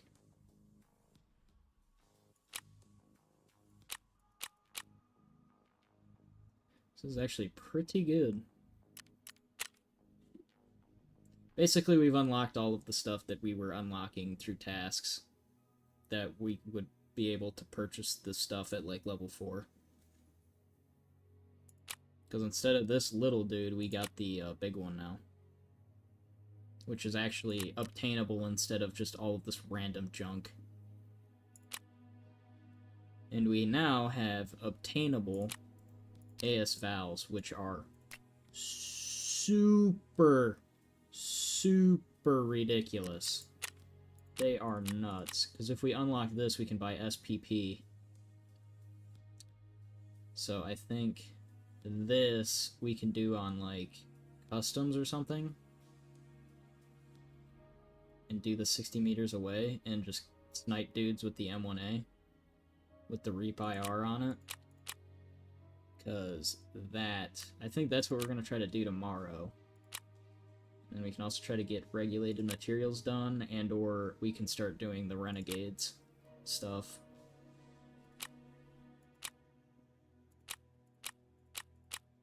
There's a lot of stuff we're going to have to try to do with expensive long-range guns. So...